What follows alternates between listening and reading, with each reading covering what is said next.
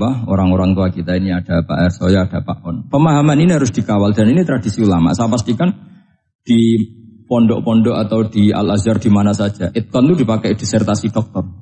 Jadi kalau betul nanti kita mengkaji itu sudah dokter semua, dokter tafsir semua. Dadaan maksudnya.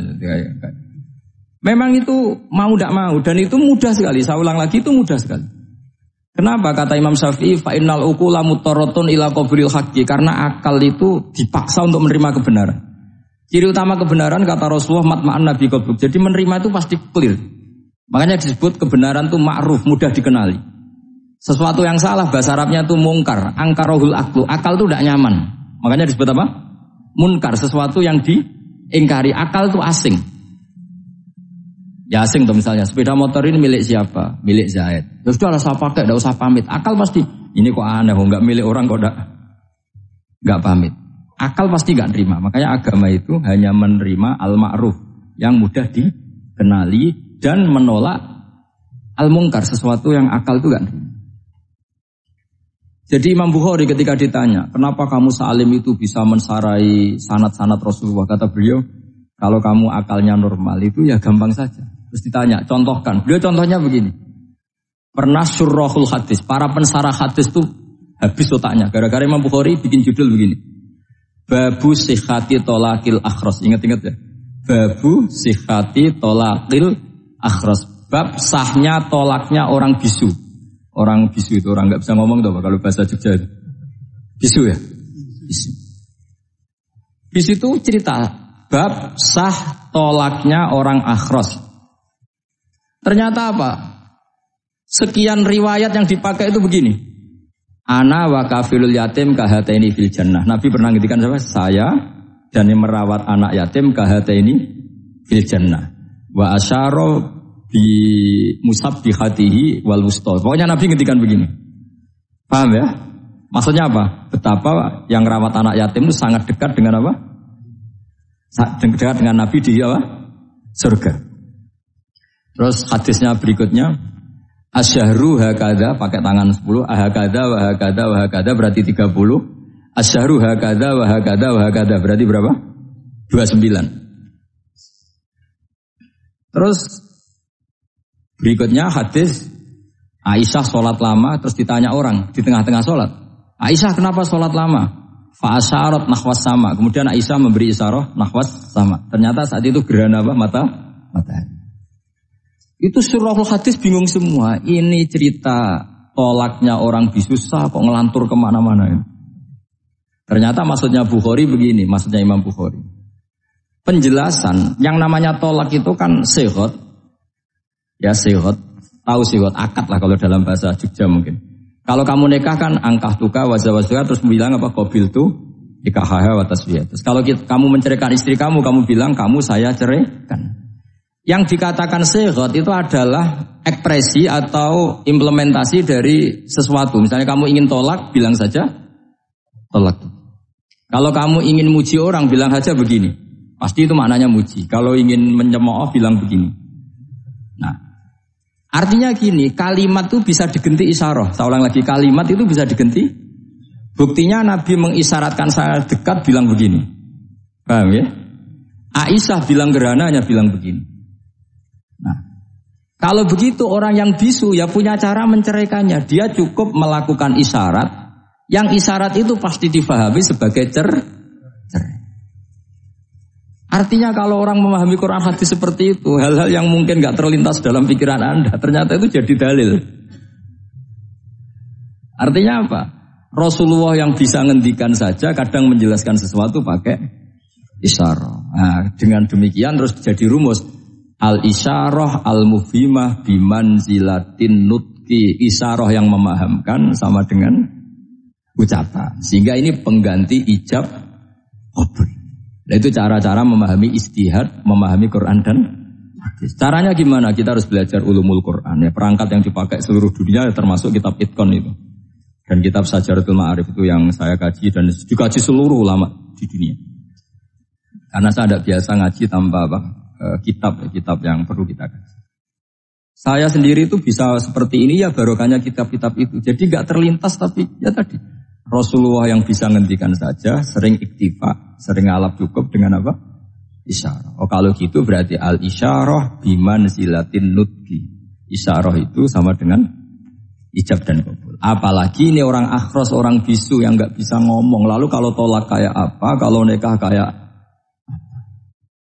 Ya, tapi Imam Bukhari itu uniknya tadi bikin judul Babu Sihati Tolakil Akhros, kemudian cerita anak wa kafilul yatim. Nah, itu kalau orang kan enggak sambung, ini sambungnya di mana kok malah cerita anak yatim.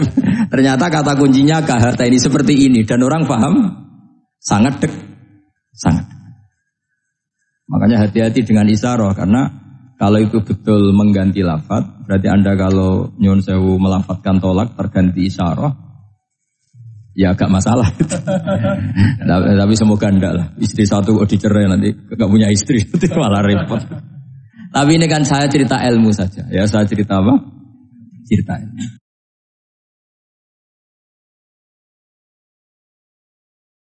Cerita ilmu.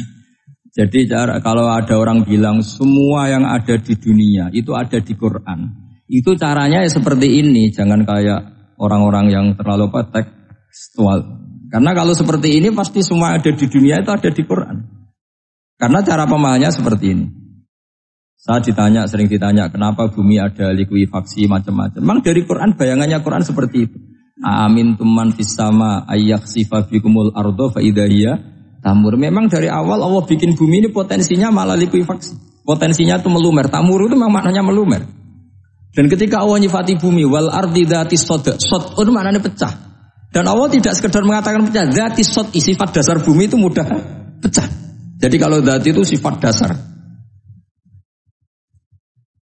Jadi meskipun Quran tidak meneliti spesifik kayak para ahli gempa, tapi dari awal Allah ngendikan bumi itu dzatis sod wal ardi dzatis sod. Bumi adalah berkarakter pecah. Kenapa berkarakter pecah? Karena dari awal bumi ini lempengan-lempengan. Di Qurannya dijelaskan gitu. Wa fil ardi qita'um mutajawirat. Bumi yang kelihatannya banyak, kelihatan satu, sebetulnya dari qit'ah, dari potongan. Nah, qit'ah itu jamaknya qita'. Terus disebut mutajawirat, saling berdampingan. Kalau dalam bahasa Arab, berdampingan itu berarti sel-selnya beda. Kalau bahasa Arab bilang sesuatu yang bercampur namanya mukhalatoh, jadi satu. Kalau yang beda jenis namanya mujawarah. Nah, Al-Quran itu bilang wafil ardi qita'um mutajawirat. Bumi ini karakternya per potongan-potongannya karakternya beda-beda. Sehingga memang potensinya bumi ini hancur. Apalagi dari awal memang dipersiapkan mau dihancurin. Makanya enggak usah takut kiamat, memang rencana Tuhan mau dihancurin gitu. Makanya sanggup takwa saja. Kalau ingin menghentikan penghancuran ini tidak bisa. Itu sudah dalam rencana Tuhan pasti dihancurin. Makanya kalau orang sufi ditanya, kenapa tidak bangun rumah? Tuhan aja mau rencana hancurin bumi, kok rumah tak tata nanti juga hancur. Gitu.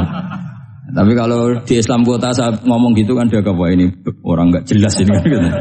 Padahal yang kedonyan itu yang nggak jelas sebetulnya. Tapi ini saya cerita, jadi supaya UII ya yang didirikan ulama-ulama. Saya masih ingat ketika Profesor Zaini cerita, Pak Zaini saya ini kan kiai, saya tidak punya gelar apa kok. Jangan minta bantuan ini. Katanya Pak Zaini dulu ya didirikan banyak kiai dan sebagian pendirinya juga gak punya gelar katanya gitu. Tapi mendingan gak punya gelar manfaat daripada punya gelar gak manfaat. Malah problem. Tapi ya gak masalah. Sudah ada manfaat gak punya gelar malah repot lagi. Sudah cara berpikir gitu saja sudah. Pokoknya sementing semuanya baik apa saja. Jadi nanti setelah sampean mengkaji ulumul Quran ya tadi seperti yang dikatakan Imam Syafi'i itu gampang sekali. Kenapa gampang? Karena fa'innal uqula muttarratun ila qabulil haq. Akal ini pasti dipaksa untuk menerima kebenaran. Kayak saya berkali-kali ditanya sama seorang kiai, kenapa sih Gus masalah la ilaha illallah kok sampai Nabi ngendikan wa in zana wa in saraka. Siapapun yang melafadzkan la ilaha illallah Muhammadur Rasulullah itu suatu saat pasti masuk surga. Meskipun dia pernah zina, pernah maling. Itu jelas teks hadis di Bukhari, di Muslim, wa in zana wa in saraka. Meskipun zina dan ini bukan berarti Nabi melegalkan perzinahan, enggak. Ma'adzallah, enggak akan terjadi. Nabi melegalkan perzinahan. Tapi Nabi ingin ngendikan begini. Absolutisme kebenaran itu tidak terganggu oleh kesolehan dan kefasikan. Karena kebenaran absolut siapapun akan ngomong seperti itu. Saya berkali-kali nyontohkan, Rektor Al-Azhar akan bilang 1 tambah 1, 2. Lonte ya bilang 2, koruptor ya bilang 2, KPK ya bilang 2, 01 ya bilang 2, 02 ya bilang 2. Karena absolutisme kebenaran. Dan Nabi itu ingin mengatakan bahwa Allah Tuhan ini kebenaran sejati. Sehingga siapapun yang melafadzkan sah. Sehingga orang yang kafir 70 tahun sekali melafadzkan syahadat sah. Tidak usah begini. Pak kafir, soleh dulu ya beberapa tahun gitu. Baru Anda sah melafadzkan kalimat la ilaha. Tidak ada seperti itu. Semua ulama ijma, orang kafir 70 tahun melafadzkan la ilaha illallah sekali, langsung menjadi Muslim. Kenapa sah? Kebenaran absolut tidak bersyarat kesolehan maupun kefasikan. Ya kata tadi, orang bilang 1 tambah 1 harus profesor apa anak TK boleh? Jangan mentang-mentang profesor, doktor, rektor, UGM atau UI. Tadi anak kecil bilang berapa 1 tambah 1, 2. Sudah aku tak bilang 4. Tidak bisa. Kebenaran absolut itu orang akan sepakat. Nah, Quran itu termasuk kebenarannya absolut. Maka harusnya siapapun bisa memahami Quran. Termasuk orang yang sebelum Islam. Sekarang saya tanya ke sampean, ketika Umar masuk Islam karena dengar Quran, itu dulu dengarnya apa dulu Islamnya? Dulu dengarnya, dan dia paham. Wa ma huwa min kalamil basar, ini tidak mungkin omongan manusia seindah ini. Karena mudah difahami Quran. Nah sekarang enggak, karena ada sistem akademik. Itu terus orang macam-macam urutannya. Jadi repot sekarang. Kalau kata tafsir At-Tabari lebih ekstrim lagi. Idla yuqalu masalan ibham bima la aklalak. Jadi orang-orang kafir ini kan, orang-orang kafir Mekah ini kan Rasulullah jadi nabi ini kan semua orang masih kafir. Enggak ada mahasiswa UI, enggak ada orang NU, enggak ada orang Muhammadiyah. Semuanya orang kafir, semuanya masih kafir. Terus Nabi membawa Quran, maka khitab pertama itu bukan ya ayyuhan nahdiyun, ya ayyuhal muhammadiyun. Khitab pertama kul ya ayyuhal kafirun, karena pendengarnya semuanya kafir. Dan itu mereka paham. Tapi nanti soal hidayat nomor 2, tapi mereka itu yang jelas.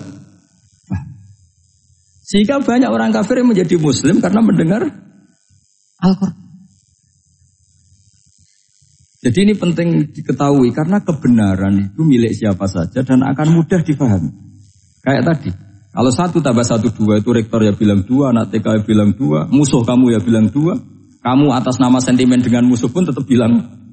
Nah di sini kadang Nabi ngendikan mangqala la ilaha illallah dakhalal jannah wa in zana wa in sarqa. Proporsinya seperti itu, bukan berarti Nabi melegalkan zina, bahwa kalimat ini kalimat yang kebenarannya absolut sehingga siapapun sah mengatakan itu, meyakini itu meskipun punya masa lalu seperti itu. Jadi jangan salah makna terus Nabi melegalkan, tidak sama sekali. Jadi saya mohon ini jadikan satu ilmu, bahwa ilmu adalah tetap apa? Sehingga ada ayat qulil ladzina kafaru iyantahu yughfar lahum ma qad salah. Katakan kepada orang-orang kafir sekali menghentikan kekafirannya yughfar lahum ma qad salah, maka kekafiran di masa lalu dianggap hilang dan dia hanya dengan status yang sekarang, yaitu seorang mukmin. Dan masih banyak lagi kepentingan tentang asbabun nuzul. Jadi problem sekarang adalah banyak mufassir yang hanya mengartikan dari terjemah. Itu bahaya sekali. Jika ada orang yang menikah secara mut'ah, itu kan mirip kayak transaksi zina. Mereka berdalil famastamta'tum bihi minhunna fa'atuhunna ujurahun. Perempuan yang sudah kamu nikmati, yang penting kamu bayar. Terjemahnya seperti itu. Karena ujur itu jamaknya ujroh. Itu fatal sekali. Padahal ayat itu begini, settingannya begini, setting siakul kalamnya atau asbabun nuzulnya begini. Jadi sekaligus, memang saya sengaja ngaji dengan tema yang berat untuk penghormatan pada yang ngaji. Kalau temanya ringan kan kayak TPG. Jadi ini supaya gue keren-kerenan, ini ada doktor Pak Oni pernah dekan Fakultas Hukum. Jadi kalau saya nanti salah tinggal ditangkap saja, gampang kan? Tapi nangkap saya berurusan dengan Tuhan. Jadi kalau orang dekat Allah itu yang tanggung jawab itu Allah. Jadi dia bisa menang di kepolisian tapi kalah di hukum Tuhan. Jadi kalau berhadapan-hadapan dengan saya. Begini asbabun nuzulnya begini. Wal muhsanatu minan nisa yang awal juz 5 itu, ya kita santai aja. Yang awal juz 5 itu sebetulnya maktuf, diatafkan pada ayat hurrimat alaikum ummahatukum wa banatukum wa akhwatukum wa ammatukum wa kholatukum wa banatul akhi wa banatul ukhti. Jadi perempuan yang haram dinikah itu ada 7. Yang faktor nasab, yaitu siapa? Ibu, putri, saudara putri, bulik dari bapak, amah itu bulik dari bapak, kholah itu bulik dari ibu, keponakan dari saudara lelaki, keponakan dari saudara perempuan. Ini disebut haram karena nasab gen. Kalau orang Jawa bilang hanya 4 karena ngitungnya bulik baik dari bapak maupun ibu. Kalau orang Jawa bilang kan bulik terus keponakan dihitung 1. Padahal ada keponakan dari saudara lelaki, ada keponakan dari saudara apa? Perempuan. Wa banatul akhi wa banatul ukhti.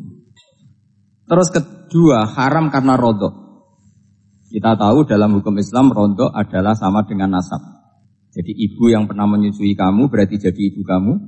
Dan saudara sepenyusuan berarti menjadi saudara kamu. Ini disebut wa ummahatukumul lati arda'nakum wa akhwatukum minar radha'. Terus ketiga haram karena musaharah, karena besanan. Jadi pagi ini misalnya saya nikah dengan Sri, bilang qabiltu nikaha wa taswijaha bil mar'il madhkur. Setelah nikah dengan Sri ini otomatis ibunya dia menjadi mertua. Otomatis haram saya apa? Nikah. Ini namanya haram karena musaharah. Atau kamu punya anak Zaid. Zaid pagi ini akad dengan Sri. Berarti Sri adalah menantu Anda. Otomatis haram bagi Anda. Itu namanya haram karena musaharah, karena bisanan. Itu yang disebut waroba haram-haram itu kan terus wa ummahatu nisaikum. Ibu dari istri-istri kamu.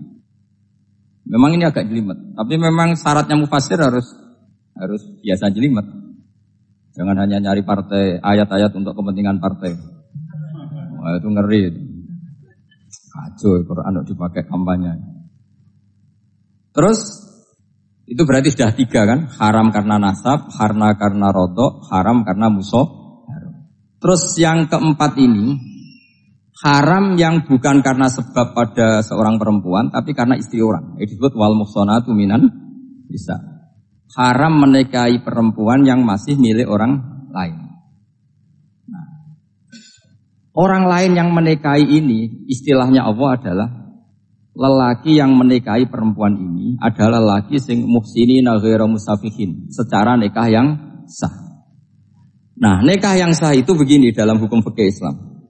Saya nikah dengan Sri, kalau hanya akad, itu saya wajib bayar mahar hanya separuh. Jadi kalau saya janji bayar 1 miliar, berarti wajib bayar berapa? 500 juta. Kalau janjinya 100 juta, hanya bayar 50 juta. Itu yang wajib bil akdi. Nanti wajib sepenuhnya nunggu bil jima. Kalau sudah hubungan intim, baru wajib 100%. Jadi kalau ada di Jawa, nikah dengan seperangkat alat sholat, itu yang atasannya tok, itu wajib karena akad. Nanti bawahnya nunggu setelah hubungan apa? Intim. Nah, ini hukum Quran, bukan hukum saya. Makanya kan wa in talaqtumuhunna min qabli an tamassuhunna, terus panis fuma faradtum. Hanya wajib bayar setengah. Nah, perempuan yang sudah diajak hubungan intim itu kata Allah fa'atuhunna ujurahun, maka wajib kamu bayar penuh. Jadi ayat itu tentang perempuan yang sudah dinikah, kita harus bayar berapa? Harus bayar penuh. Ini penting saya utarakan. Nah, problem kita sebagai orang Indonesia, ini juga problem Pak On, problem semua kiai. Mahar di Indonesia itu gak bisa dibahas di Quran. Karena keterlaluan, kecilnya itu keterlaluan.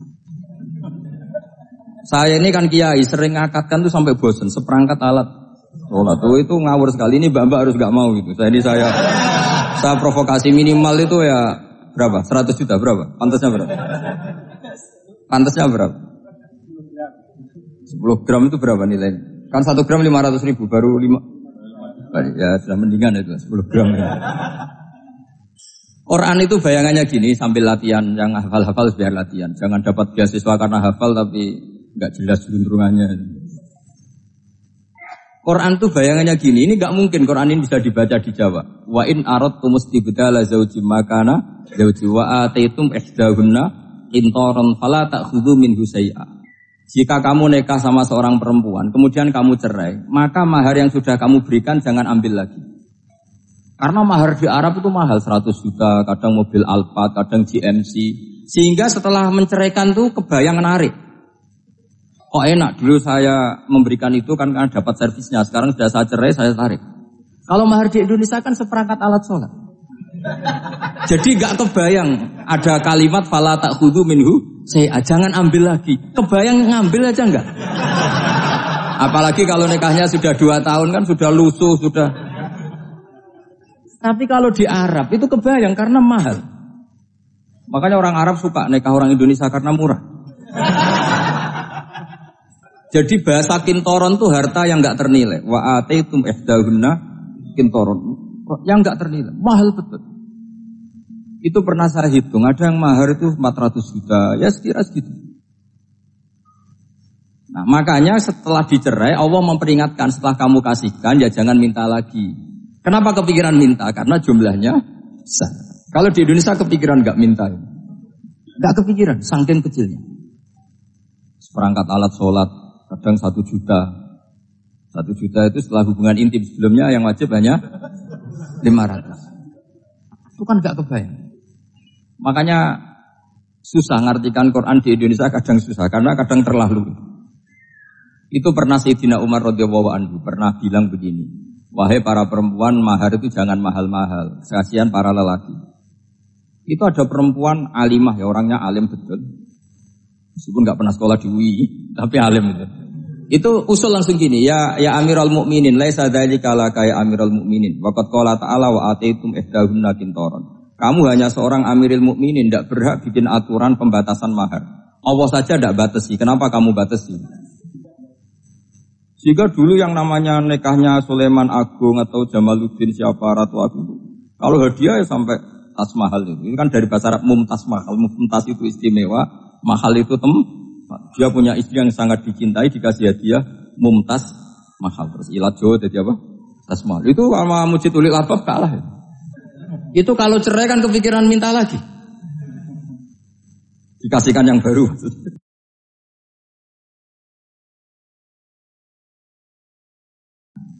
Maka enggak mungkin kita maknani Quran tanpa mengenal yang bernama asbabin. Karena makna ayat itu bisa kacau kalau kita tidak tahu asbabin. Yaitu kayak tadi makna fa'ina ma tuwallu fatamma wajhu. Itu maknanya kan kamu menghadap mana saja, boleh saja di sana ada ridhonya Allah. Berarti kan bisa ke timur, ke selatan, ke utara, ke barat. Itu bahaya betul. Sehingga kata ulama harus mengkaji asbabin. Supaya porsi ayat ini sampai semana jauhnya itu kita tahu.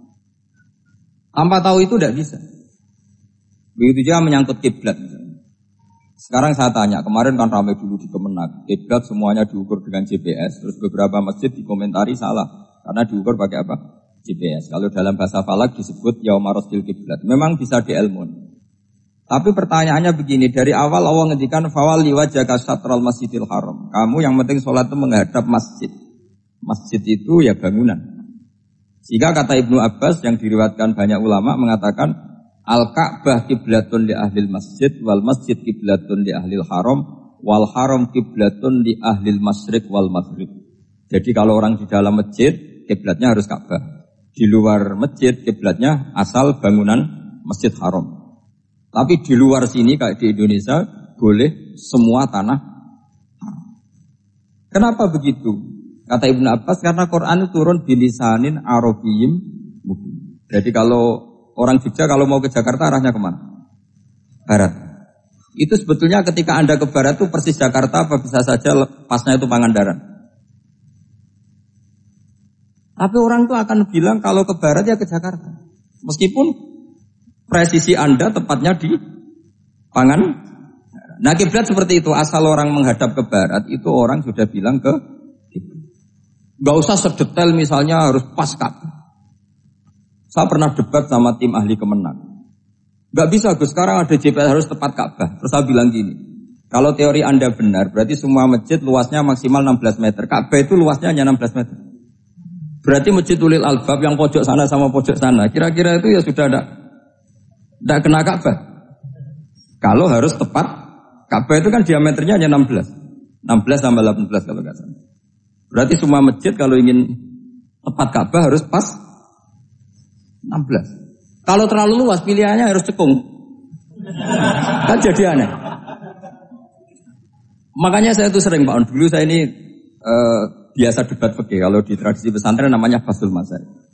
Saya punya teman yang paling kurang ajar, yang paling saya kenang dalam panjang sejarah. Dulu itu kalau debat fikih itu ya seru. Kalau aturan fikih kan gini, soft paling baik itu kan soft pertama. Baru kedua, baru ketiga. Yang paling keren kan soft awal, soft. Terus teman saya bilang gini, Pak. Ya kalau gitu gini aja Gus, desain masjid itu memanjang utara selatan. Biar semuanya soft awal. Gara-gara didesain begini kan ada soft 2, soft 3. Apa susahnya? Kita bikin mulai awal supaya masjid itu memanjang utara apa? Selatan. Supaya semuanya soft awal. Ya kalau ada hukum ya diimplementasikan dalam desain bangunan katanya. Jadi. Itu kan kacau. Terus akhirnya saya jawab, lalu setelah begitu yang paling afdol siapa? Yang dekat imam. Ya sudah, bikin cekung saja kalau gitu. Artinya gini ya, beragama itu yang sehat. Jadi beragama itu berdasar riwayat. Berdasar riwayat, pernah ada ulama yang hitung Madinah menghadap Ka'bah itu ya tidak pas. Pernah dihitung pakai GPS. Kiblat Madinah ke Ka'bah itu ya tidak pas. Tidak seperti yang pernah dianjurkan Kemenak. Karena apa? Agama ini ngikuti bilisanin Arabiyyin. Seperti jenengan gini. Semua ini istilahnya apa? Menghadap Gus Bah. Padahal ada yang agak sana, agak sana. Semuanya ngaji sama siapa Gus Bah? Ya sudah.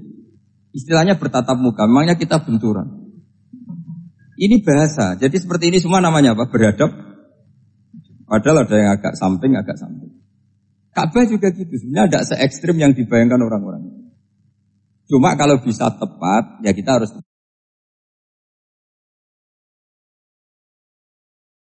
Ya paham ya, makanya saya mohon. Kalau wudhu itu usahakan sempurna, terutama wudhu sholat.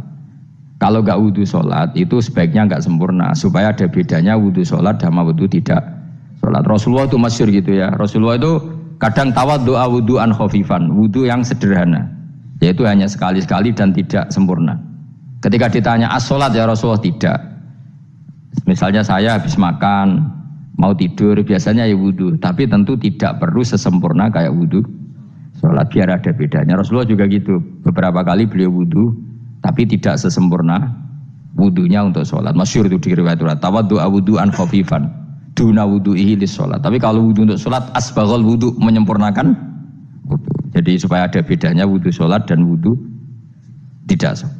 Saya gak wong ora iso ngaji padha kabeh. Abu Bakar ya gitu. Ana wong poso sunat kok nyediakno buka, dimarahin. Istrinya pernah nyediakan buka beliau untuk puasa sunat. Itu embernya dipecahi Abu Bakar. Ditanya, kenapa gitu? Apakah kamu akan menyaingi Ramadan? Jadi gak boleh memperlakukan puasa sunat kayak Ramadan. Ya biasa saja kalau puasa sunat wah buka kolak apa. Ramadannya ya iri tuh. Ini gimana kok saya disaingi ini? Jadi kabeh itu ada proporsinya, ada apa? Makanya megang Quran ya wudu, megang wudu. Nah, kabeh gitaran terus wudu, pengiran tersinggung. Piye kok menjaga gitar wudu?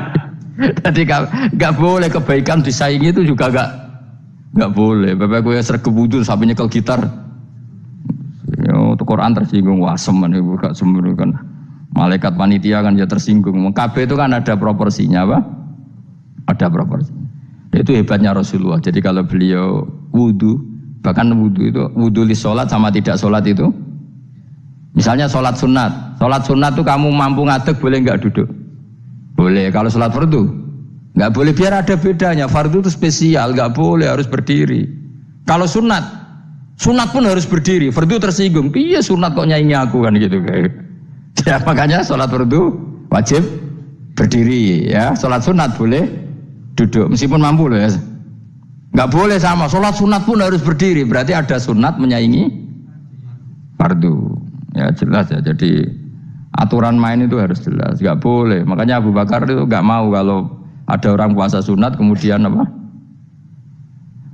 Abdullah bin Mas'ud lebih parah, dia itu tukang nyuwepeng orang yang selalu sholat duha. Makanya saya itu duha itu jarang, karena takut kena sweepingnya siapa? Abdullah bin Mas'ud. Itu ada orang khusyuk tiap hari duha, disweping sama dia. Apakah kamu menjadikan sholat ini jadi fardu? Kok mbok lakoni bedino? Awas nang mbok lakoni bedino. Daerah akhir duha dilakoni bedino. Perkara ini butuh duit. Oh itu kalau zaman Abdul Mahmud kena sweeping apa? Karena berarti menandingi fardu. Ya, supaya usah anut ilmuku bahaya itu di sensitif. Cuma ini kan ilmu tetap tak utarakan. Biar kamu tahu, nggak boleh fardu disaingi itu nggak. Coba kan banyak ketentuannya tadi. Contoh paling gampang itu apa?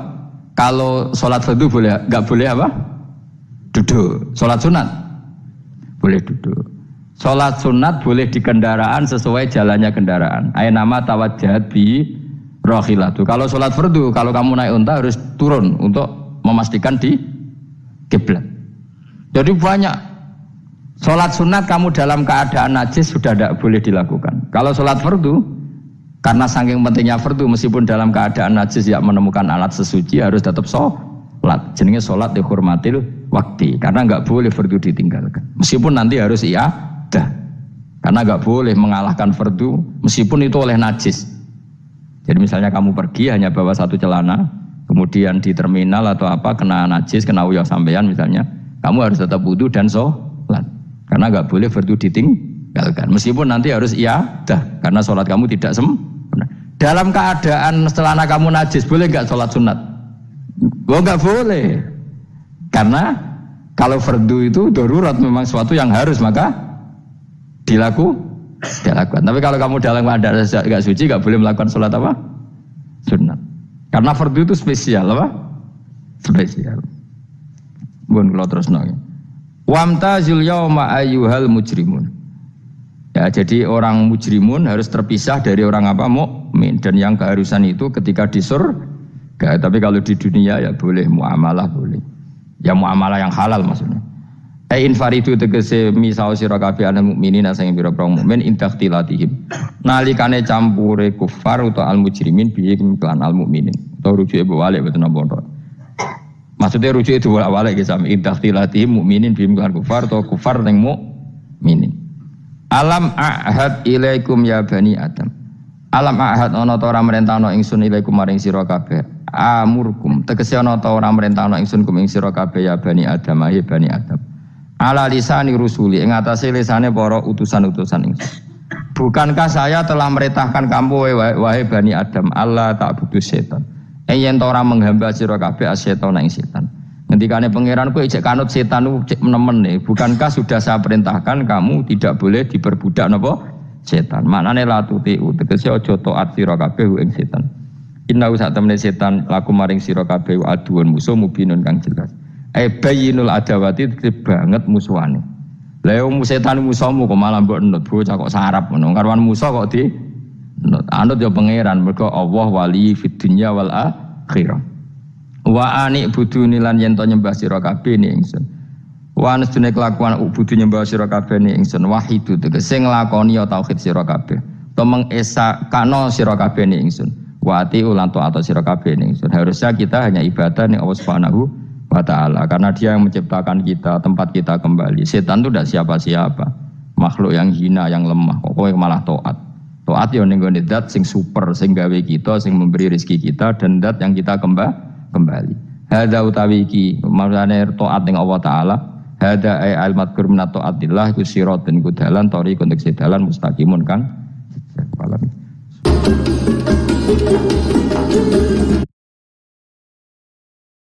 orangnya sangat terhormat.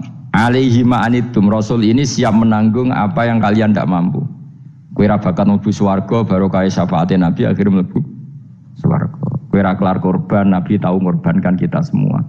Dokha Rasulullah bikabse ini terus hada an ahli wa hada amman lam yudokhi min mati. Jenenge alaihi ma'anitum. Nabi menanggung apa yang kalian berat. Azizun Nabi itu Ali terus harisun alaikum Nabi sangat berkomitmen menyelamatkan kalian. Haris itu keinginan yang berlebihan itu jenis apa? Haris kiye kuno namanya ngungseng, keinginan yang over. Nabi itu sangat berkeinginan kita ini maslahat. Terus bil mukminina raufur. Allah yang zat yang super saja kalau nyebut nabinya nyifati sebanyak itu. Ada ayat lagi misalnya, Rabbana wab'ats fihim rasulam minhum yatlu alaihim ayatika. Muhammad itu siapa? Seorang rasul yang membacakan ayat-ayat Allah. Wa yu'allimuhum, seorang rasul yang mengajari mereka Alkitab wal hikmah. Wa yuzakkihim, seorang rasul yang membersihkan akhlak-akhlak kita. Jadi artinya Allah punya tradisi kalau nyifati Rasul itu banyak. Juga nyifati orang-orang sekeliling Rasul. Makanya menurut saya mazhab Syiah itu enggak pas. Karena Allah kalau nyifati Rasulullah itu jika nyifati orang-orang di sekeliling Rasulullah, dan itu dengan pujian, yaitu Muhammadur Rasulullah walladzina ma'ahu asyidda walal kufar ruhama'u bainahum tarahum ruk'an sujada yabtawuna fadla minallahi warid wa nasimahum fi wujuhim min atharis sujud. Itu kan panjang sekali. Dan orang-orang sekeliling Muhammad adalah begini. Kayak apa Allah muji para ashabu Rasulillah? Masa kita ikut kelompok yang menghina ashabnya apa? Rasulillah. Makanya kita tetap mazhab ahli sunnah apa? Wal jamaah, yaitu mencintai semua sahabat. Karena Allah saja yang Tuhan mensifatinya dengan sehormat itu. Mensifati apa? Ashabu Rasulillah. Disifati orang-orang yang saling kasih sayang sama orang mukmin. Tarahum ruka'an, sujud dan komitmen hidupnya untuk rukuk dan sujud. Simahum fi wujuhim min asari sujud. Sudah asari sujud tidak usah diterjemah, nanti sensitif. Cuma setahu saya asar sujud itu nanti setelah di akhirat orang sering sujud itu jabahnya itu ada nurnya. Tapi kalau ada yang nafsirkan asari sujud itu warna tertentu ya semboy. Itu sensitif. Yang jelas asari sujud itu ya sudah seperti itu. Seneng kamu kok hasut. Kowe nyen provokator, nak ono apa ya? Ada hal yang begitu terus mau berlebihan. Teke ya khisimun. Nah, kula ora ada kepentingan pokoknya ayate si mahum fi wujuhim min athari sujud, bahwa dalam jabahnya itu ada asaris sujud. Itu masyhur kan, saya terangkan ya, tapi kowe aja sensitif loh, biasa wae. Suatu saat Rasulullah itu ngendikan begini, nanti saya kata Nabi akan nyafaati kalian semua. Sahabat-sahabat tanya, ya Rasulullah dengan sekian miliar orang bagaimana kamu mengenali kita? Saya ulang lagi, suatu saat saya nanti akan nyafaati kalian karena saya kenal kalian. Maksudnya di akhirat. Ya apa? Di akhirat. Terus sahabat tanya, ya Rasulullah bagaimana engkau mengenali kita sementara nanti di akhirat bermiliar-miliar orang gitu. Terus Nabi ngendikan gini, jika kamu punya unta dengan tanda tertentu, saya ulang lagi, jika kamu punya unta punya tanda tertentu, dalam jidatnya ada begini, dalam tangannya ada gini, dalam kakinya ada gini, maka apa kamu bisa membedakan untamu dengan unta orang lain? Ya bisa ya Rasulullah, karena unta kita khas. Misalnya kaki depannya ada putihnya, kaki belakangnya ada putihnya, dalam baduknya ada putihnya.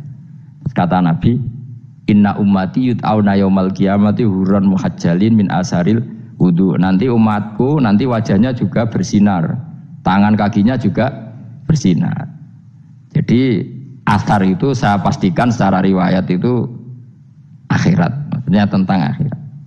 Tapi bahwa yang di dunia ada yang memulai asar itu nggih monggo mawon.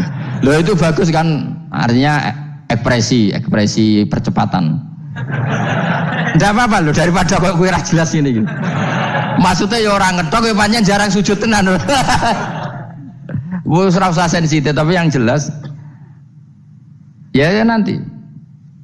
Ya sampean kiamat ruang samu. Nanti hisab itu nanti kalau hitung hanya sekitar 3 jam. Hisabnya sak dunia itu hanya sekitar, karena malaikat itu tidak kesulitan sama sekali. Tak warai ya. Ini enggak akan salah saya dalam hal ini karena riwayatnya sahihah. Kenapa hisab itu hanya butuh rubu'un nahar, 1/4 dari siang enggak? Anggap saja siang itu 6 jam atau 12 jam, itu aja terserah. Kalau 12 paruhnya kan 6 ya. Seperti 1/4-nya berarti 3. Itu gini.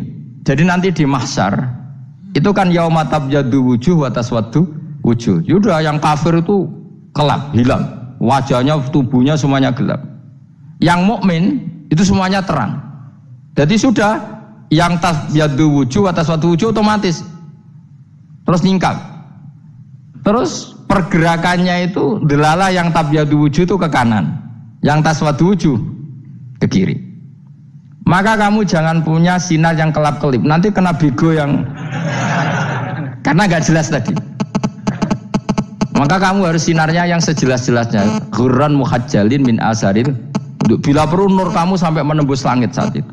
Makanya ketika orang mukmin sudah nurnya ada di muka, ada di tangan, masih ngendikan Rabbana atmim lana nurona, karena takut masih kena bego tadi. Karena kalau hanya wudu tok, sikil tok kan, bayangkan di miliaran orang kan bisa agak kelihatan. Tapi kalau nurnya sampai nembus langit kan, itu siapa kok nurnya sampai? Kan malaikat langsung tahu. Lane hafal Quran, alim kan insya Allah nurnya itu. Sama zaman itu masih berdoa, Rabbana atmim lana, sempurnakan nur kami. Karena nanti identifikasi malaikat berdasar tadi, kalau ada nur berarti diletakkan ashabal yamin, kalau enggak ada nur ashabas shimal. Nah malaikat yang dibawa bigo itu kira-kira detail enggak? Dugaan saya kalau kelap-kelip pasti kena simal. Wah ini partai kiri mesti kan. Pemenang yang wudhunya mau dulet sirah tok sidik. Karena anak mazhab Syafi'i. Sebetulnya meskipun itu sebaiknya kalau basuh sirah itu kabeh ben ora kelap kelip aneh pepes terus dulat-dulit tok. Iku soben ya itu. Kelap-kelip. Ya sudah ya. Setelah itu kata ngendikane pangeran yu'raful mujrimuna bisimahum fayukhadu bin nawasi wal aqdam. Orang-orang pendosa kelihatan maka diletakkan di kiri. Nah sama yang orang-orang baik simahum fi wujuhim min asari. Jadi ayat itu jelas tentang akhirat.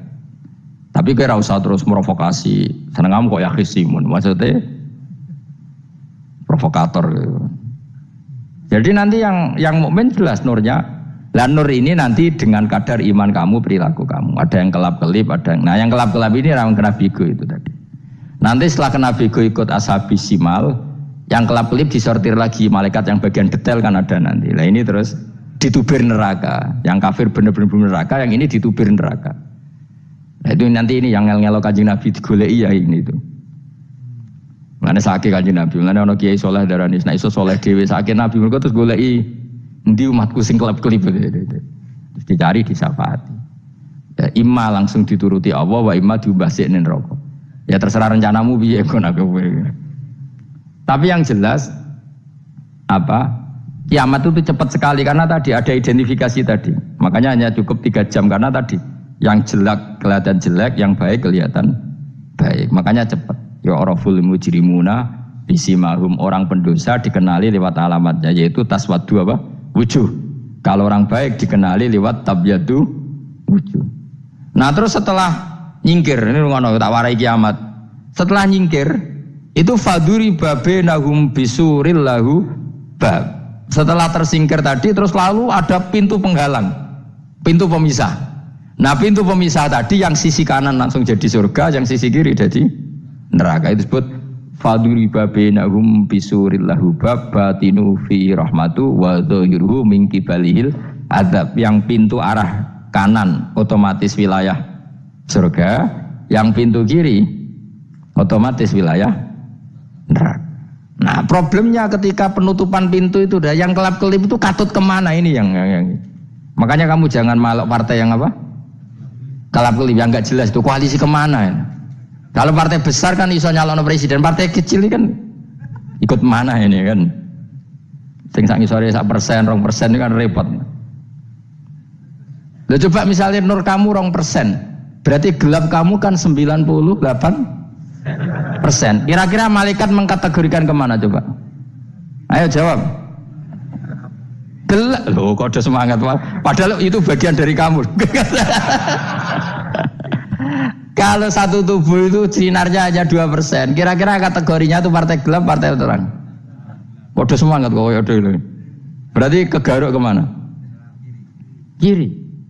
Tapi bisa saja malaikat cara berpikir gini. Tapi kok ada cahayanya ya? Padahal kata Allah yang bercahaya ashabul yamin. Kan nggak ada bilang cahaya terang. Bisa saja malaikat alhamdulillah berpikir begitu. Ya nanti kita rayu saja supaya berpikir ini kan yang penting ada cahaya. Kan Allah tidak bilang terang apa kelap-kelip. Ya mungkin saja asal ada cahaya dikategorikan lahu nur, punya apa? Nur. Tapi yang jelas saat itu pun yang sudah punya cahaya masih berdoa Rabbana atsmim lana nurona. Ya Allah saya mohon sekali nur-nur kami sempurnakan. Jadi ini saya bantu teman-teman yang hafid-hafid supaya tahu maknanya ya. Dan yang enggak hafid ya dengar ya. Kalau nur itu penting. Makanya Nabi itu kayak apa? Nabi itu orang super. Itu kalau ngendikan wa mat almin fauqi nuran wa min tahti nuran wa an yamini nuron wa ansimali nuron. Sampai terakhir Nabi masih mendoa untuk dirinya waj'alli nuron, dan semua tubuh saya jadi nur. Jadi Nabi sudah gitu kan, ya Allah jadikan sisi depanku nur, belakang kami nur, kanan nur, kiri nur. Terakhir itu apa? Waj'alni nuron, dan doa semoga semua tubuh saya jadi nur. Itu termasuk doa yang sering saya baca. Karena saya takut kelap-kelip tadi, ini bahaya ini kalau malaikat. Saya tidak tahu cara berpikir malaikat tadi. Apa ngitung 98% maka dikategorikan apa? Gelap. Apa dihitung nurnya saja? Wong instruksinya Allah kan yang ada nur ashabul yamin. Meskipun kelap-kelip kan punya nur. Saya tidak tahu nanti ikut 2% ikut mana kalau di partai koalisi itu. Ya ikut yang menang biasanya, ikut yang apa? Ya paham ya, makanya saya mohon kalau wudu itu saya akan sempurna.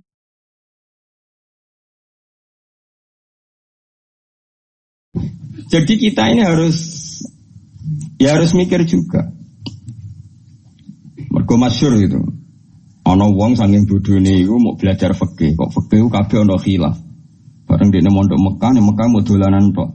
Tiap takoki masailul fikih disebut fihi kaulani. Ini ada dua pendapat. Wong pertama ngirane alim kabeh. Wong kok kabeh roh iku ana khilaf. Terus ana sing mangkal takoki.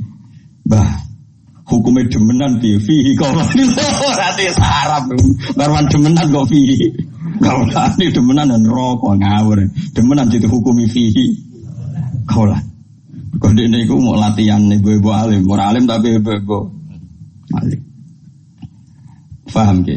Sehingga dalam banyak hal misalnya riba, saya tidak mengatakan bunga loh, riba itu dengan bunga itu kadang sama kadang enggak, pokoknya riba.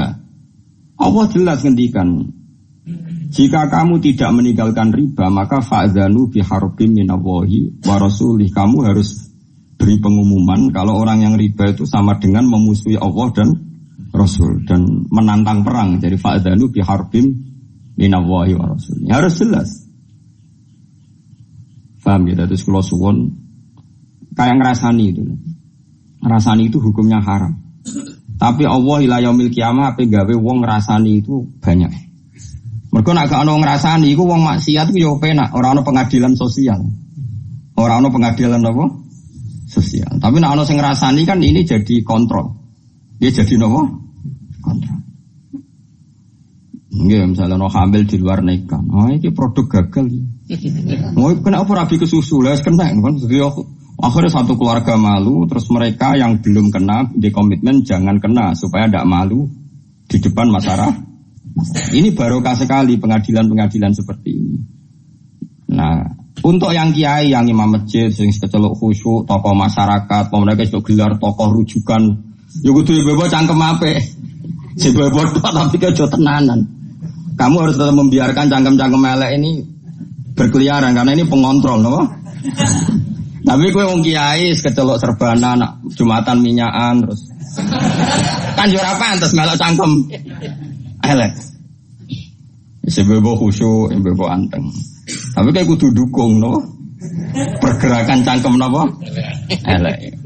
Jadi kita trik jadi kiai alim, paham ya? Enggak ya kayak bebo, napa? Bebo kayak kulo. Pokoknya sementing, pokoknya kayak kulo nanti. Kudu anut. Lha pancen ngoten. Kulo wingi termasuk matur teng aswaja teng tayu matur ngoten. Rasulullah itu unik, figur yang unik. Misalnya begini. Mustafa kok mati ngombe Mustafa ya pantes ya. Apa? Zait gak pantes. Zait itu sing saleh ya akeh padha wae. Pokoknya ana wong mati mergo oplosan. Nah, elek matine mergo oplosan. Lho kula nate ngalami. Mati mergo ngombe oplosan. Kadang-kadang ngono mboke saleh, kadang bae saleh melok majelis taklim. Putune kurang ajar ngombe oplosan mati. Mati tenan ya. Mati ra urip niku. Walhasil rame. Piye jelas matine ku oplosan. Wong seksine ada dan komunitas grupnya ada, ono sing setengah mati, ono sing mati tenan. Ya terus kemudian ada yang tanya saya, Gus, kampung saya ngalami seperti itu, saya ini kiainya di situ, sebaiknya saya nyolati apa enggak? Tak takoki, itu termasuk kiai top tak enggak di situ. Paling top, Gus. Maksudnya kata orang-orang saya ini kiai induknya. Sengene ae, satpam ning kono utawa wong-wong petani biasa itu kon sholat, wis 5 ta 6 ku syarat. Sing kowe bebo ora sholat. Ya sing kowe bebo ora sholat. Ayo ketok, napa? Begini logikanya begini. Ini rungokno tenan. Awas nak salah rokok. Janazatu muslim. Loh ini saya ngomong di depan para kiai. Ini penting saya aturkan, bukan karena saya sombong. Ciri khas kebenaran fikih adalah diomongkan di depan banyak. Kemudian dikontrol ahlul ilm. Kalau ahli ilm nanti tawatur setuju, ini biar jadi hukum konsensus. Kalau enggak, biar dibatalkan. Bahwa Gus Pak kemarin sesat menyesatkan, biar dibatalkan oleh kiai-kiai itu. Paham ya? Makanya statementnya orang alim harus di depan para orang alim. Enggak boleh hanya diomongkan santrinya saja. Nanti kalau salah, kan santrinya enggak berani. Makanya saya itu malah pede. Kalau saya malah kebalikan. Saya itu kalau matur di depan kiai-kiai kajian, misalnya ada acara muludan, kiai kajian rawuh semua, saya malah pede. Pikiran saya, nak salah, nak saya kontrol. Aku rapede malah mulang di sini. Salah yo ora konangan, bener yo ora entuk penghargaan, jadi dianggap. Jadi wis biasa ae.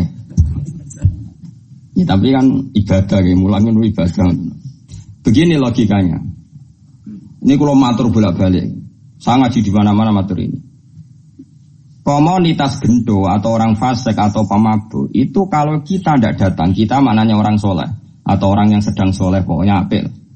Mereka kan nanti takutnya punya kefiah baru. Nak koncone minum mati, nggak digolekno whisky, ya, gue dhisik tuku kelarem tuku Petrus, apa Petrus saiki kenangan ke mati tak ubeni whisky. Untuk pas mati agar digelundungno. Dengan orang-orang soleh tetap datang, setidaknya kefiah Islamiyah ini terjaga. Ya didusi, dikafani, disolati. Si piye-piye iki janazatu muslim, janazahnya orang Islam. Ini saya ngomong di depan para kiai, sehingga tradisi Islam terjaga. Wes kowe gelol lah mbek sing mayit. Tapi piye-piye kita itu khawatir ada tradisi tandingan, yaitu kalau kita tidak datang kemudian dikelola ala orang fasik, dikopi ambek arak atau digelundungno, bengine cekinan, remi, repot mana. Wes cara kula, wes tahlil bid'ah lah, keng gremeng tahlil lah. Anggap ae ini penolak ceki, wes wes kowe gremeng lah, wes gak ono hadis sunah Rasulullah. Wong zaman Nabi ben tahlili sapa, Nabi jelas warga kok tahlil ngenyak wong. Karo dene zaman iku ora ono mudin ngundang sapa. Tapi kira usah yakin nak tahlil iku ono tuntunan, kowe golek hadis sahih gawe-gawe tahlil kok ono hadise sahih. Wis biasa ono anggere lakon. Awal kita kok itu yang Gus, Anda ini orang alim. Sing takok nggih rodok sunah Rasul. Kenapa datang di acara tahlil padahal tidak ada hadisnya? Padha cangkem elek kowe ora ono hadise ya meneh. Padha ora ono hadise geger. Enggak ada Nabi ngajari cangkem elek. Berarti sama-sama. Sama-sama ra jelas sampeyan. Serawanin Rosno. Nah ini saya ulang lagi, iru ana tenan ya. Orang yang jelas mati oplosan, pernah juga ada yang tanya orang yang mati bunuh diri. Itu saya pernah ya ada sekitar 22 kiloan lah dari kampung saya itu di kampung di atas gunung. Itu ada orang, bacanya rontok soleh, wong soleh terkenal soleh ya. Justru karena soleh terlalu soleh kuper, tapi soleh kuper. Bojone ayu juga wong lu mati malah bunuh diri. Piye kehilangan bojo, kehilangan awake. Itu kiai temannya itu. Tanya ya kasusnya itu nggak ada yang berani nyolati karena mati bunuh diri itu kan hukumannya berat. Ya kayak mati oplosan, mati bunuh diri, mati firor anis yahya, lari dari perang, atau mati pas di tempat maksiat, tempat mesum macam-macam lah. Ini caranya gini, cara berpikir kita.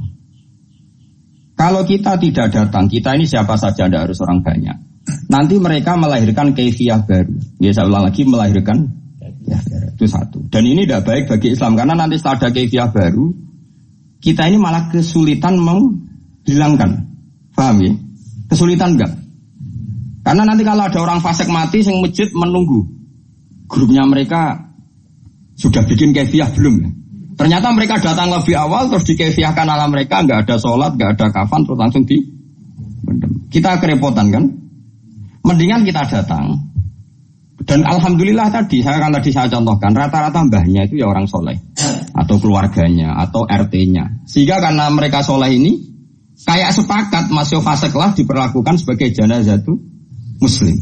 Mung kadang bae nangis-nangis ning kiai putu kula Gus, putu kula yai jenengan dongakno di sepuro njen kelakuane pun ngoten macam-macam.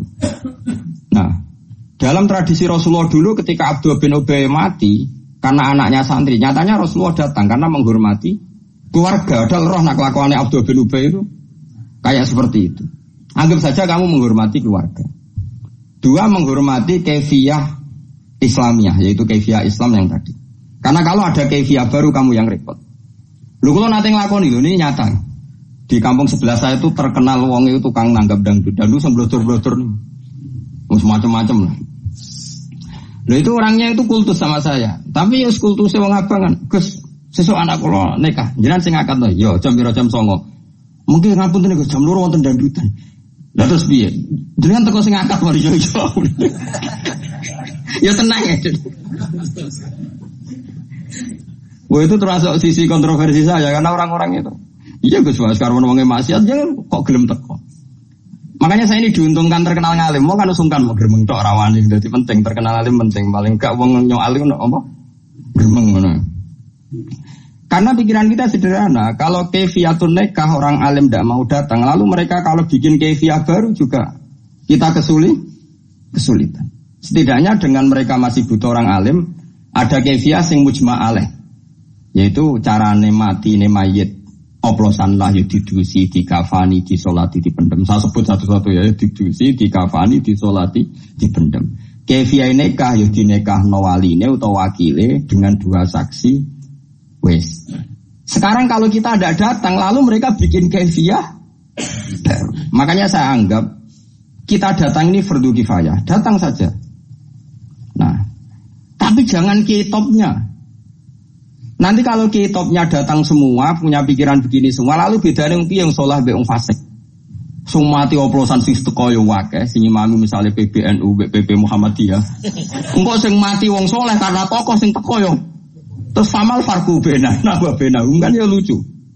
Makanya ini uniknya Rasulullah, ada seorang fasik karena punya utang gak nyaur. Nabi datang. Nabi tanya, apakah mayit ini punya utang? Ya Rasulullah. Nabi langsung balik kanan, nggak mau nyolati. Saya tidak mau nyolati orang yang punya utang. Nanti kayak bejo orang menangi Nabi. Waduh orang bakal Nabi nyolati umatnya zaman akhir. Karena kabeh duwe utang. BPKB ini tonggo pisan. Mau utang sih ngaku BPKB ini tonggo. Iya gitu. Oh, itu mau orang dinar itu sak dinar mau 4,2 gram. Tahu tak itu mau sekitar 1.600.000. Itu Nabi pun purun, buatan purun. Saya iki lah. Utangnya biro mas, ono 4 juta. Niki nanti kalau tanggleti utangnya 4 juta. Serah gelem Nabi. Kulo mun di atas 10 juta, tapi orang ngelangkai 20. Tadi kan aset kulo ono 1 juta, mau jadi sidik. Ke 4 juta aset temu biro. Ini wes Nabi gak kerso. Itu masyhur, Nabi itu gak mau nyolati. Tapi sebelum Nabi tidak mau nyolati, Nabi ngendikan gini, itu masyhur di hati-hati. Sallu ala sahibikum. Aku ra nyolatillah, tapi kowe-kowe kudu tetep nyolati. Sehingga kata Imam Nawawi dalam Syarah Sahih Muslim mengatakan, jika ada orang fasik meninggal, maka sebaiknya kitopnya itu gak usah ikut nyolati. Taruh saja orang kan sepakat lah, misalnya di kawasan Rembang Mbah Mun, di Hajen misalnya dulu Badullah, di Kudus misalnya dulu sepakat orang Barwan. Ini kan kayak kitop sing mujma' alaih. Ini sebaiknya tidak usah nyolati karena ini nanti jadi ukuran. Ternyata wong fasik lah ya disolati wong top. Ya sing nyolati cukup ya Mustafa terus teko mbek kukur-kukur terus salate rapati fase. Pokoke sementing ono salat. Piye-piye dengan ada salat ini berarti ada keberlangsungan tradisi Islam dalam mengelola jenazah. Paham ya? Atus kula ngakatno nikah wae. Artise ndang itu sudah teko mesti yo delok. Tapi piye-piye sing ngakatno kiai, misale kiai ra teko terus diakatno penyanyi-penyanyi dangdut malah karu-karuan. Yes, pokoknya niati dengan kita datang berarti kefiahnya ala kefiah Islam. Ini penting kolator, no. Ben kowe ora terlalu garis lurus, ya aja garis bingkok. Mesti ngerti duduk perkara hukum itu tahu. Ya, jadi ini penting kolatorakan. Penting sekali ya. Jadi itu kefiah yang dilakukan para ulama dulu. Nggih, sallu ala sahibikum jare dawuh Nabi senajan to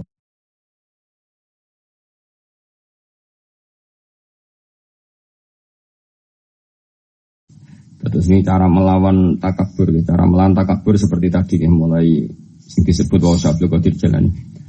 Ini kita kitab Bunyah terus di bab di Ihya diulang lagi bab seperti ini hampir semuanya sama. Nopo cara ngendikan ulama semuanya seperti ini. Makanya kemungkinan kiai alim jadi garis lurus niku kecil. Tapi buatan masalah garis lurus teng NU buatan kenal dan saya juga nggak pernah berpolemik. Artinya bergaris lurus begini. Saya ini baca hadis banyak dan dari baca banyak itu ada hal-hal yang memang kita harus ngambil sikap, termasuk sikap tidak ngambil sikap. Saya ulang lagi, sikap tidak ngambil sikap. Misalnya berteman orang fasik, orang fasik itu ya macam-macam. Kita sebagai fakih ya, sebagai orang yang mengkaji fikih itu memang fasik itu dibeda-bedakan ya. Ada fasik yang dia ada sholat subuh, ada sholat zuhur, terus dia mungkin sering zina dengan lonte, dengan macam-macam. Lonte lah, contohnya nggak punya suami. Ini fasik masih kategori fasik pasif, artinya dia fasik, tapi hak adamnya masih rendah. Ini boleh kamu nggak bersikap tegas. Tapi kalau fasiknya itu menzinai istrinya orang, fasiknya itu menculik anak-anak atau membunuh orang, atau fasik mencuri harta orang. Ini tentu kita harus tegas, meskipun tanpa menvonis orangnya, tapi hukuman perilakunya harus tegas. Saya ulang lagi, jangan karena kitab ini kitab Nasihatul Ibad ini kan ya pas tepaan saja beliau ngendikan tentang haramnya ketakabur dan cara mendidik takabur itu begitu. Setiap orang dipandang lebih baik. Saya ulang lagi, setiap orang dipandang lebih baik. Tapi masalah kita secara fikih adalah bahwa orang itu punya kewajiban. Di antara kewajiban itu nahi mungkar. Dalam tema-tema seperti ini mungkin orang-orang yang garis lurus, orang-orang yang mungkin di ormas-ormas keras lebih baik. Caranya gimana? Tadi kita milah-milah sesuatu yang efeknya itu muta'adiyah, sesuatunya itu efeknya kemana-mana. Misalnya begini, ini rungokno tenan, awas nak salah rokok. Begini misalnya, Rasulullah itu pernah ngendikan gini, dosa paling besar itu apa? Nabi pertama jawab al-isyrak billah, syirik. 2, qatlun nafsi, membunuh. 3, antuzaniyat bihalilati jarik, menzinai istri tetangga kamu atau umumnya istrinya orang lain. Sehingga dalam Islam tidak ada orang membunuh orang lain terus kemudian ditakwil. Jangan-jangan punya motif yang positif. Tidak bisa, ini kriminal. Loh. Makanya jangan sembarangan kamu bilang misalnya kita harus berbaik-baik orang fasik. Bisa saja nanti husnul khotimah. Fasik yang mana? Urusan husnul khotimah itu urusan Tuhan. Tapi kalau fasiknya ini dengan cara yang muta'adiyah, yang efeknya itu merugikan orang lain.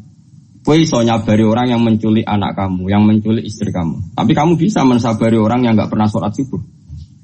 Saya ulang lagi, kowe iso kan nyabari orang nggak sholat subuh, nggak sholat duhur, bisa kan? Tapi nak menculik istri kamu, anak kamu, nggak bisa. Syariat pun mengatakan nggak bisa. Orang membunuh orang lain ada kisos. Orang menzina setelah kawin ada rajam. Bahkan orang yang menculik, menggarong dan membunuh itu nggak boleh langsung dibunuh. Itu ada yang dicongkel matanya, yang disalib macam-macam.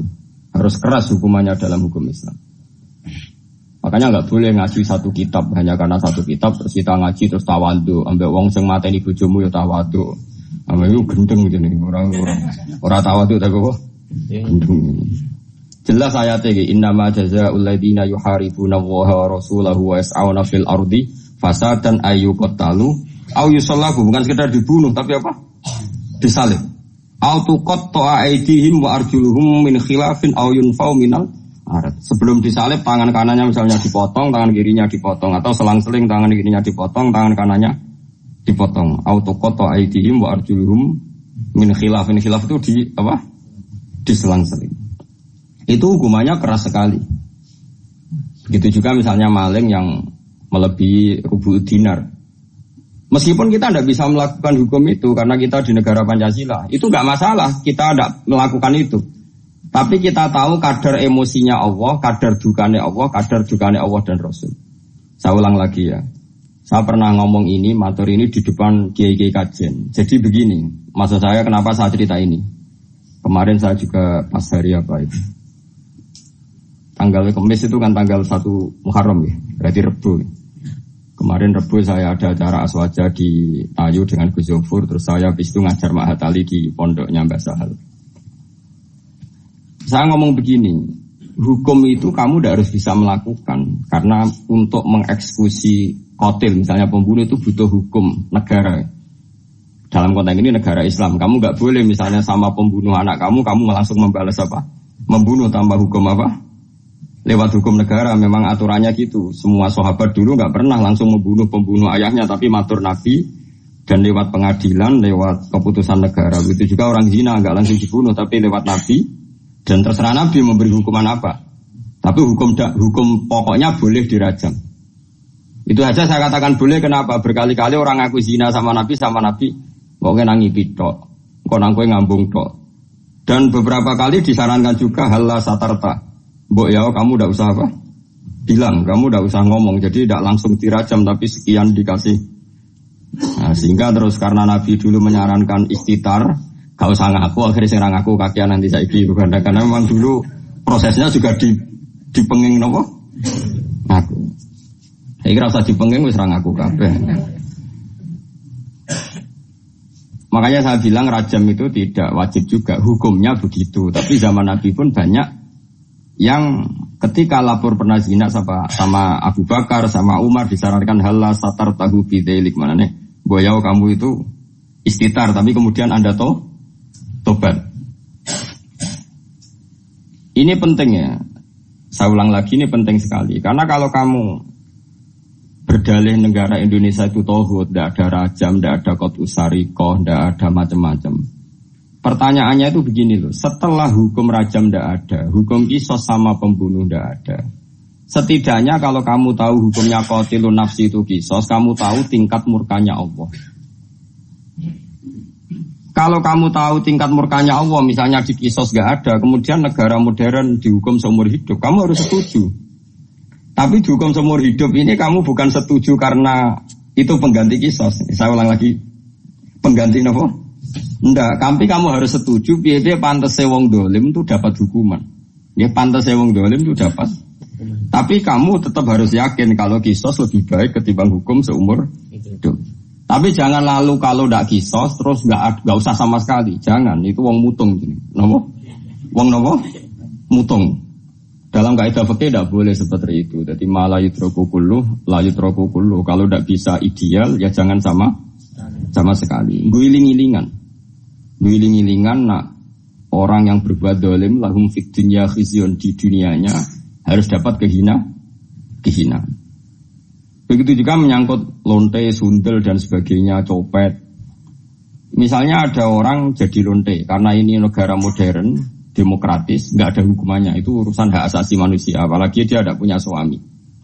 Oke, itu urusannya. Tapi kemudian delalah tonggo-tonggo ini nyebut itu lonte, sundel, WTS, terus maling, copet, germo, wes elek-elek lah. Cara wong nganggur ya sampah masyarakat, gento, macam-macam lah. Itu meskipun kita yang kiai, saya ulang lagi, kita yang kiai kan bobo soleh tenan memang nak ngomong terukur. Terukur manane sing ngomong lonte akeh sene bobo menang sehingga kita kecelok cangkem apik. Masuk ke bobo soleh, kamu harus kuat ilmunya, itu bagus ketika masyarakat menvonis itu lonte, sundel, maling, copet, gendut. Karena ciri utama kesalahan adalah ngendikane Allah lahum fid dunya khizyun, di dunianya juga harus hina. Termasuk dengan penamaan-penamaan yang buruk. Meskipun orang tertentu karena dia kiai atau sufi gak perlu melok kecangkeman se-ekstrim itu. Tapi biarkan kalau Allah bikin hukum seperti itu. Karena ciri utama kesalahan adalah lahum fid dunya khizyun. Kalau salah itu dimaki-maki. Ini penting kalau aturaken kata ngendikane Kanjeng Nabi, Allah itu akan mencabut barokahnya bumi jika orang dolim tidak dikatakan dia dolim. Karena nanti kalau salah istilah, misalnya satu kampung itu orangnya beretika semua, khusyuk kabeh, meneng kabeh, terus omongane apik kabeh. Ono wong lonte dari boten derek-derek, ono copet dari niku boten copet nih, niku tiang kreatif sing baik. Ono lonte dari, wah niku tiang laris, wah yo repot nih. Jadi lonte laris dari niku tiang tiang laris. Dari orang di koyok di ono ide lonte dibacakno wanita harapan. Mohon yo dadi repot. Makanya saya pernah bersaksi betul, ini saya berhadapan-hadapan. Ada orang yang aid karena frisek ya, bukan aid karena kecelakaan bekasnya jarum atau bekasnya gigitan atau apa, pokoknya karena benar-benar frisek ya, seks bebas ngawur. Ada dokter itu konsultasi sama ulama. Kemudian saya pas di situ ada beberapa ulama, ada beberapa kiai pasti. Di dokter tadi orangnya sangat nasionalis ya, dia ada gak mati mikir lah pentingnya agama. Dia tanya, Pak Kiai sekarang kedokteran baru nyari obatnya aid gini-gini dan kita ikut terlibat penelitian gini. Dia bangga sekali menceritakan ikhtiar untuk mencari obatnya aid.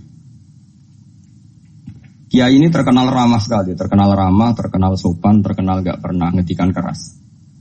Tapi di luar dugaan saya pun gak pernah menduga kalau Kiai tadi jawabnya gini. Wong zina sak karepe dhewe iku wong maksiat. Pangeran kepen ngukum sampean kepen ngobati. Kono nak sampean kepen nantang kersane pangeran. Oh nangis dokternya. Dia gak ngira kalau kiainya jawabnya seperti itu. Sama orang copet itu kan merugikan orang banyak. Nggawa bojone wong zina merugikan orang banyak. Kemudian masyarakat kita sudah menghukum dia sundel, dia copet nak menotobat. Setidaknya ini gak jadi karakter yang dimaklumi. Kalau perilaku ini dimaklumi kan malah repot kita. Anak kita zina tidak merasa salah, istri kita, saudara kita, karena merasa di situ gak diperlakukan secara sinis. Barokahnya diperlakukan secara sinis kan lumayan, ada ketakutan. Paham ya? Paham ya? Nah seperti ini ya biarin Allah bikin hukum lahum fid dunya khizyun, di dunianya pasti ada unsur dina. Entah kadarnya gimana itu terserah pengira. Misalnya kalau orang bodoh jadi imam, macamnya surat sih lagi Fatihah, terus dikeluarkan dari masjid, was bodoh jadi imam keben. Nak rata ono kejadian itu sang bodoh-bodoh pede, terus ngimami nyanyi Indonesia Raya kan yo repot. Paham? Jadi kita ini harus mikir juga. Mergo masyhur gitu. Ana wong saking bodhone iku mau belajar fikih, kok fikih ku kabeh ana khilaf. Bareng dene mondok Mekah, nek Mekah mau dolanan tok. Tiap takoki masailul fikih disebut fihi kaulani. Ini ada dua pendapat. Wong pertama ngirane alim kabeh. Wong kok kabeh roh iku ana khilafe. Terus ana sing mangkal takoki. Mbah, hukumnya demenan piye fihi kaulani. Berarti sarap. Barwan demenan kok fihi. Kaulah ini demenan dan rokok ngawur. Demenan jadi hukumi fihi. Kaulah. Kode ini aku mau latihan ibu-ibu alim. Mau alim tapi ibu-ibu alim. Faham ke? Sehingga dalam banyak hal misalnya riba. Saya tidak mengatakan bunga loh, riba. Riba itu dengan bunga itu kadang sama, kadang enggak. Pokoknya riba. Allah jelas ngendikan. Jika kamu tidak meninggalkan riba, maka fa'zanu biharbim minallahi wa rasulih. Kamu harus beri pengumuman kalau orang yang riba itu sama dengan memusuhi Allah dan Rasul dan menantang perang. Jadi fa'zanu biharbim minallahi wa rasulih. Harus jelas. Paham ya? Terus kalau suwon kayak ngerasani itu. Ngerasani itu hukumnya haram.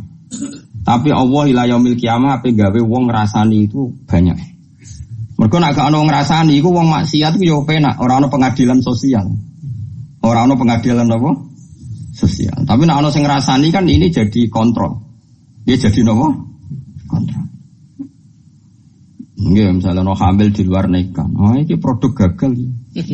Mau kena apa rabi ke susu lah kena kan. Jadi akhirnya satu keluarga malu, terus mereka yang belum kena di komitmen jangan kena supaya tidak malu di depan masyarakat. Ini barokah sekali pengadilan-pengadilan seperti ini.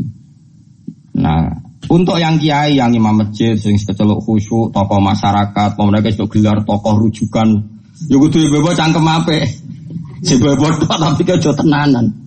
Kamu harus tetap membiarkan cangkem-cangkem elek ini berkeliaran karena ini pengontrol, no? Tapi gue wong kiai, kecelok serbana, nak jumatan minyakan terus, kan jurah pantas melok cangkem. Elek. Sebebo khusyuk, sebebo anteng. Tapi kayak kudu dukung, no? Bergerak. Bismillahirrahmanirrahim. Ciri utama Rasul itu selalu membacakan ayat-ayatnya Allah pada mereka alaihim. Kalau ulama itu warasatul anbiya, berarti ciri utamanya selalu membacakan ayat-ayatnya Allah kepada mereka kayak ngajar. Itu sifatun kasifatun ya, cara ilmu balaghah disebut apa sifatun kasifatun atau sifatun lazimatun. Sifat yang selalu ada pada Rasul adalah yaslu alaihim ayatihi, membaca ayat-ayatnya Allah. Yang diulang-ulang di Quran, teng juz sekawan, teng surat Jumat, dibalik malih teng surat Baqarah diulang-ulang. Memang ada posisi Nabi, status Nabi sebagai musyafi, tapi itu tidak banyak hadis. Awana awalu syafi'in, anak awalu musyafi'in itu tidak banyak.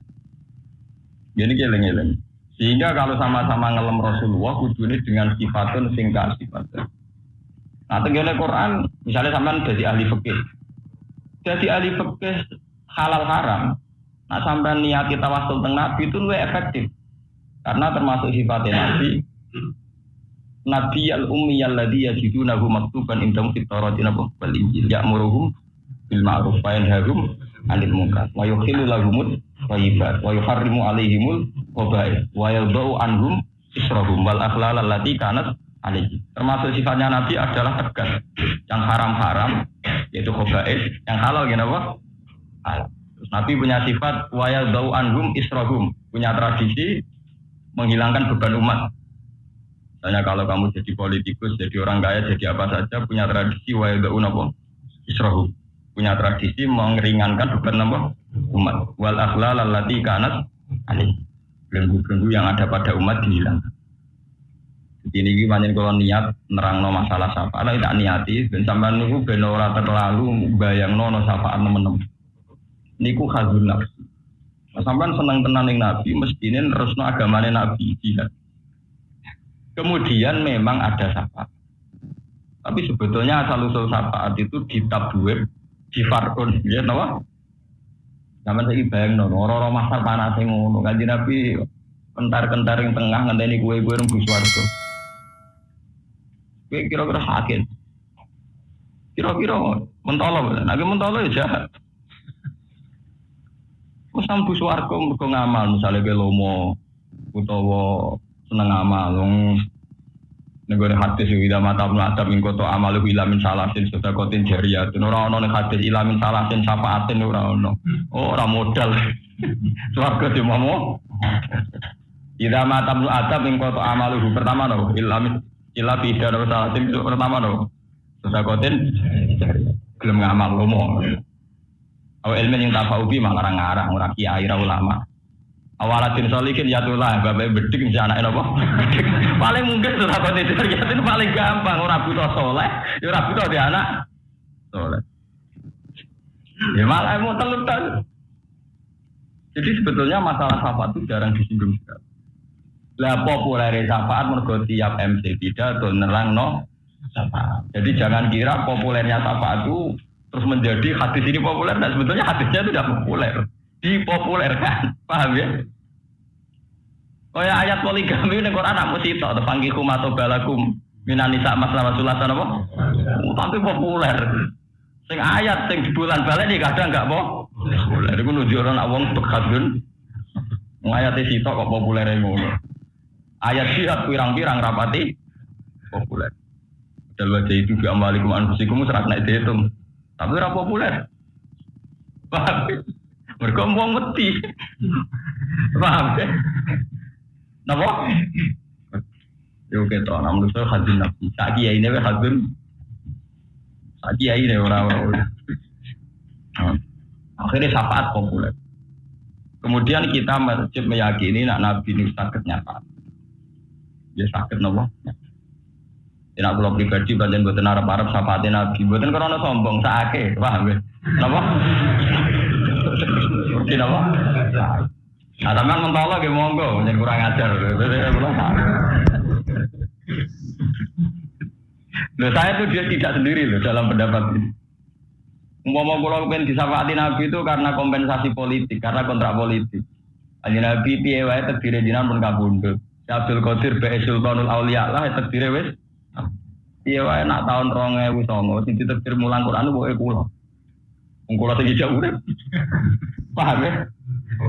Jadi kayak kalau nggak berhak lebih warga, kalau dia melok-melok rumah agama, itu tidak apa-apa. Daripada kita harap syafaat nganggo cek kosong, sudah kotin jariatin rasul mulang rasul, mau amen, nyipati nabi engkang kita tenggo-tenggo apa? Nah, orang-orang sampean nang kanjeng Nabi arah kula. Kula nu maca hadis Nabi ribuan. Saya punya sanad juga ribuan. Saya tahu betul tentang syafaat. Bahkan lafaz syafaat sendiri di Quran itu tidak ada kecuali diistisnai illa liman irtadha wala yashfauna illa bi. Kemudian ada lafaz yang dimaknai syafaat. Gini ku maqam mahmud. Itu rata-rata dimaknai syafaat. Tapi itu sendiri tidak dengan redaksi kata syafaat. Ya.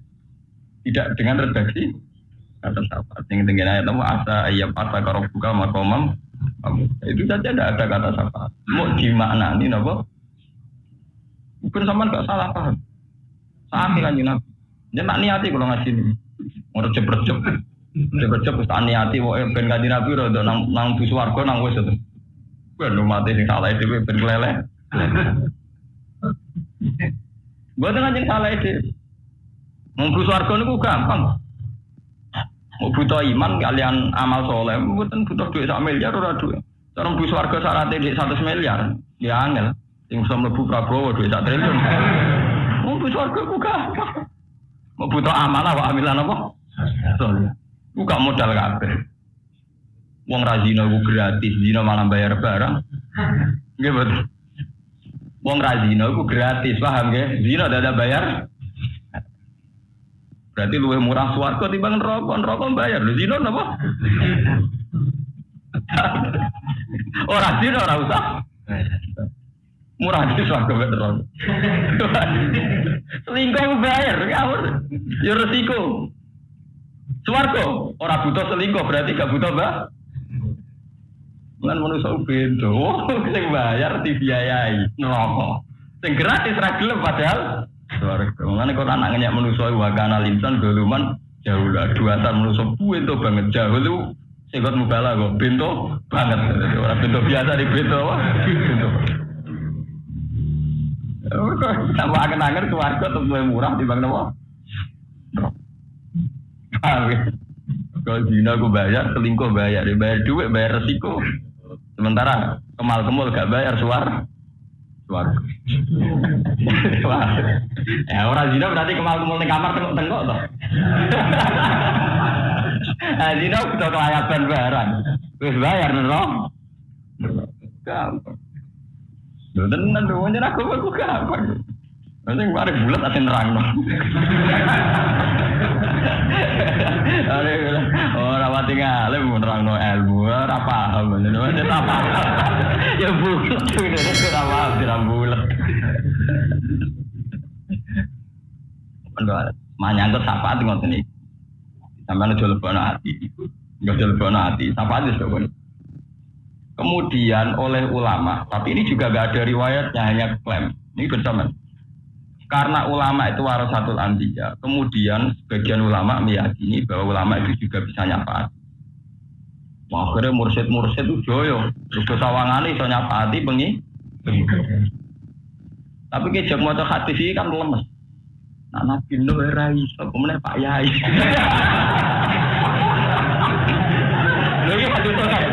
Lagi hadis saya, betul.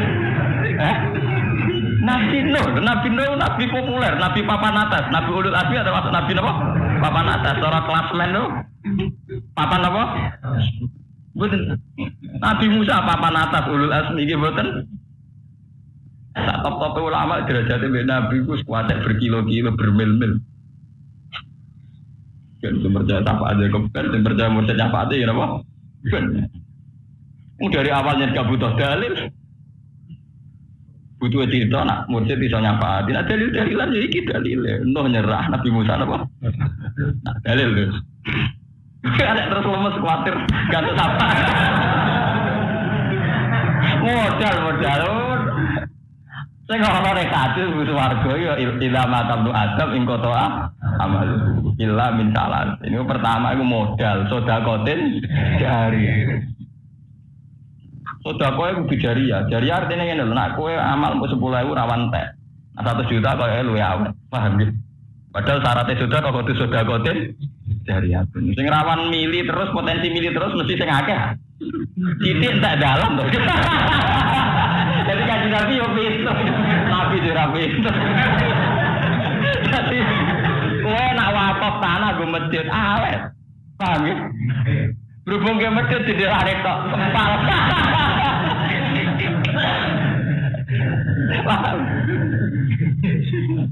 Tapi nak akeh sudah koten apa? Jariyatun tanah.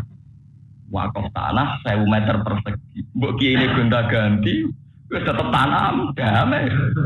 Mbok bangunane gonta. Jadi orang muli sudah kotin tok ditambahin apa? Jariyatun ini makna terjemahane sing mili, sing mengalir, sing terus. Iso mbok tes terus ora terus iku kan kekuatane to. Paham ya?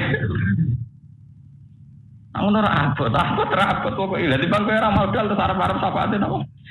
Gusti Kanjeng. Nah, ini ben sampean rasa kabar. Jadi syafaat itu ada pada Nabi. Yang menjadi polemik ulama, apa ulama wali itu bisa nyafaati? Sing jelas secara sharihul hadis Nabi Nuh nyerah, Nabi Musa gini apa? Nah. Nabi Muhammad piyambak dalam banyak hadis sahih dan ini saya ada buat-buat ya. Nabi Muhammad piyambak dalam banyak hadis sahih. Sebetulnya syafaat itu bersyarat satu perilaku sosial. Jadi wonten tiyang matur ya Rasulullah, kula jenengan jenengan syafaati. Jawab Nabi, fa'ain ni bikasrotis sujud. Ya, ngene hadis napa? Fa'ain ni bikasrotis sujud. Fa'ain ni mongko nulungono sironi ingsun. Bikasrotis sujud lawan aki-aki napa? Kena kepengen berak syafaat itu sujudum sing akeh, ibadah sing akeh. Jadi sebetulnya masalah syafaat itu masalah kriteria. Jika kita pada kriteria tertentu, misalnya kita ahli ibadah, ahli sujud, ahli sedekah, dengan sendirinya kita ini masuk pada lingkaran yang berat di syafaat. Bukan dengan bayangan kue gento nakal karena penunjuk nopo dispen. Jadi dalam hadis itu Nabi jawab nopo fa'in ni dikasrotis. Apa meneh awal ayatnya tentang syafaat. Pun sama enggak salah kaprah, benar kalah mbek MC, paham nggih? Ora kalah mbek napa? MC. Pengatur acara nih. Senengane nak muni Nabi Muhammad mesti sing tenggo-tenggo napa? Dari awal tentang syafaat niki rungokno tenan. Dari awal tentang syafaat niku sebagai kontraknya. Niku Nabi kudu sering tahajud. Sering napa? Seringnya tahajud Nabi ini kemudian beliau diberi atau diberi maqam mahmud. Nah ngono syafaat itu sendiri didapatkan Nabi lewat modal yaitu tahajud. Dan akan kita dapatkan juga lewat modal rupane tahajud. Yaitu fa'in ni bikasrotis. Wong awal tentang syafaat itu ayatnya sebuti wa minal laili fatahajjat bihi nafilatal lak. Kowe nak bengi mat kudu tahajud. Nafilatal laka sebagai kewajiban tambahan. Di rata-rata ulama paham ya misalnya ulama maknani nafilatan wajibatan mafrudotan nafilatan. Ini Quran ono lafaz nafilah tapi maknani mafrudoh. Zaman delok teng tafsir teng ayat itu nafilatan lak nafilatan faridotan mazidatan laka. Mat kowe nak bengi wajib tahajud. Jadi nafilah mriku artinya wajib, satu kewajiban di luar kewajiban yang sudah ada. Rupane di luar kewajiban salat 5. Nak kowe wis tahajud istiqomah lagi duwe hak asa ayyam asa kau buka makomam mahmud. Lagi kowe berhak di makomam mahmud. Jadi Nabi sendiri mendapatkan itu ora gratisan. Lewat kewajiban apa? Aman delok teng tafsir nafilatal lak faridotan mazidatan laka. Jadi buatan sunat dengan arti tatawu buatan tapi apa? Faridotan mazidatan apa? Laka. Nah, rata-rata ulama di luar sholat 5 waktu rata-rata nambah ini witir sama tahajud.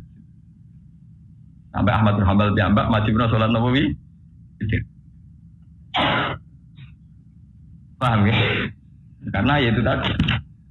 Nah, kalau kita ingin mendapat syafaat, ada seorang sahabat yang mohon Nabi, nyatanya Nabi menjawab, fa'inni bikasrotis sujud. Fa'inni mongko nulungo sironi ing ingsun. Bikasrotis sujud kelawan ngekah-ngekah napa? Jadi orang yang kena pidato ingkang kita tenggo-tenggo napa syafaat. Paham ya? Kon ngekang-kangana napa?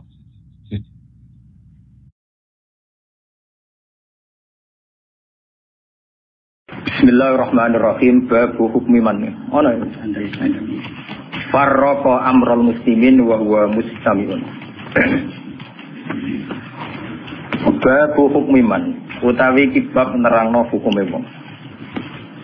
Farraqa kang misah-misah sapa man, kang napa nggih. Mencerai-beraikan to kang misah-misah sapa man amrul muslimin. Urusane wong Islam kabeh. Utawa napa kemaslahatan wong Islam. Wa wa ta amrul muslimin mustami'un niku lagi kumpul, lagi sepakat, lagi bersatu.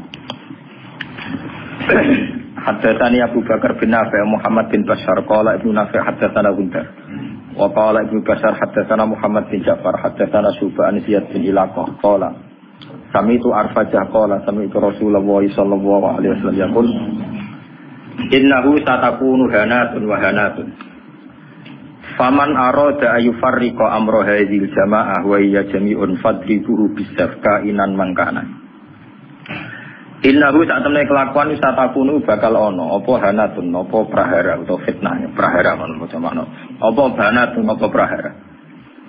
Hanat itu artinya syururun mutatabi'atun satu kejelekan sing bertuli-tuli bertubi-tubi wa hanatun lan prahara. Faman mongko te sapane wong aro dayu ngersakno sapa man ngarepno sapa man ayu farika yen to misah-misah sapa man amro hadil umat ing perkarane utawa urusane ikilah umat wa ya hale utawi hadil umat ku jami'un iku lagi sepakat lagi kumpul fadribu bisaf mongko mukula sira kabeh ku ing man bisaf kelawan pedang kelawan apa kekerasan utawi kelawan pedang kainan makana kainan ku anane sapa wae kainan iku sapa wae man tegese sapa wae kana tinemu sapa man soe kainan mangkana iku ya siapa saja. Niki kula waca niku napa kula sekali mukadimah ya. Bismillahirrahmanirrahim. Niki kula terangaken terus niki terusno ngaji wingi sing teng Bukhari. Ngaji ini untuk konteks ini bersifat tertutup. Jadi yang tidak ikut ngaji boten usah, kalaupun dengarkan rekamannya harus dipandu ya, karena ini sensitif. Hadis fitnah itu dimulai dari tragedi-tragedi yang akan dialami umat Islam. Terus di akhir hayatnya Nabi itu sering ngendikan bahwa urusan kalian yang akan datang itu yurodu aliyah, semuanya pernah ditampilkan kepada saya, termasuk tragedi-tragedi kemanusiaan yang akan dialami umat ini. Itu di akhir-akhir hayat Nabi sering ngendikan bahwa saya sebagai Nabi, sebagai Rasul, yurodu aliyah amrukum, termasuk semua dipintaskan ke saya, ditampilkan ke saya. Jadi sehingga Nabi melihat umat akan mengalami apa itu ya kayak melihat video, melihat TV.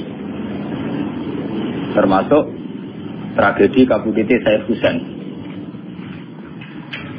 Nah, ketika itu sudah menjadi keputusan Tuhan, keputusan Allah, Nabi itu hanya bisa memandu secara syariah. Tapi Nabi tidak bisa merubah itu sebagai takdir.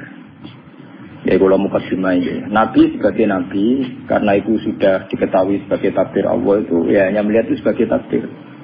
Tapi tidak bisa merubah takdir itu, hanya memandu secara syariah. Nah, panduan secara syariat itu dimulai dari misalnya sataf tariku umati salasan wasapina firqah, bahwa umatku nanti akan menjadi 73 kelompok, semuanya sesat di neraka kecuali satu. Ya Nabi hanya punya panduan satu itu siapa ya Rasulullah? Qol ma'ana alihil yawma wasabi, orang-orang yang berpegangan sunnah saya dan sunnah para sahabat. Itu banyak hadis-hadis di akhir hayatnya Nabi itu sering pesen begitu. Nah, coba tengah sini jenengan kalkulasi malih. Ini kan teng Bukhari diterangkan ketika banyak fitnah itu ngendikane Nabi ini kan dipandu talzam jama'atal muslimin, kita harus ikut mayoritas. Ini urung ono tenan. Apapun kecewa sampeyan terhadap komunitas tertentu atau partai tertentu atau ormas tertentu, kita harus ikut mayoritas. Mulanya kalau ngaji teng putih-putih saya bilang, saya sebagai orang alim, kemungkinan saya itu kalau tidak NU ya Muhammadiyah. Selagi NU Muhammadiyah itu mayoritas, ya saya kalau tidak NU ya apa? Muhammadiyah. Partai juga gitu, saya ikut partai yang mayoritas, yang mainstream, yang umum-umum. Karena bisa dihitung ya, kalau setiap kebenaran itu diekspresikan lewat partai atau lewat ormas tertentu, berapa sih kebenaran bisa kita lakukan? Kita tidak usah nyebut contoh ya, misalnya sampean meyakini satu kebenaran A dan B, kemudian bikin partai. Paling panter kamu sebagai manusia atau hanya bisa melakukan A dan B. Ada partai tertentu yang ingin memperjuangkan kebenaran tertentu. Paling banter hanya memperjuangkan 1-2 bentuk kebenaran. Nah, masalahnya ketika semua ini punya ruang gerak untuk bikin kelompok, kelompok ini akan menjadi banyak dan nggak terkendali. Semuanya punya bendera sendiri, punya partai sendiri, punya ormas sendiri.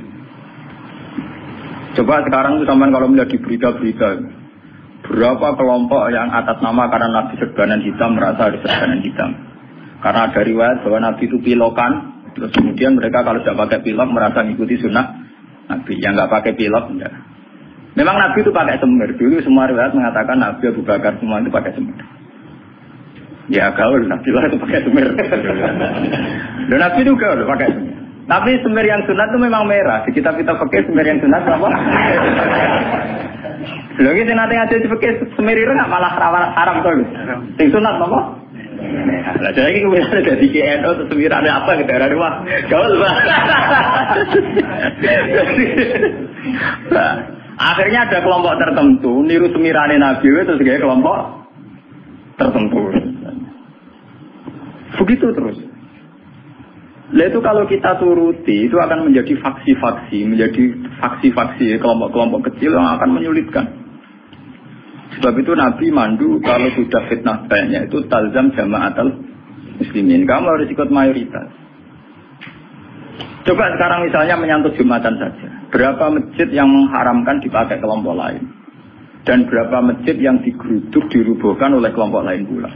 Hanya karena satu keyakinan kebenaran kemudian diekspresikan dalam bentuk ibadah. Hanya masjidnya A beda dengan B. B dengan apa? C. Itu kalau dituruti tidak ada selesainya.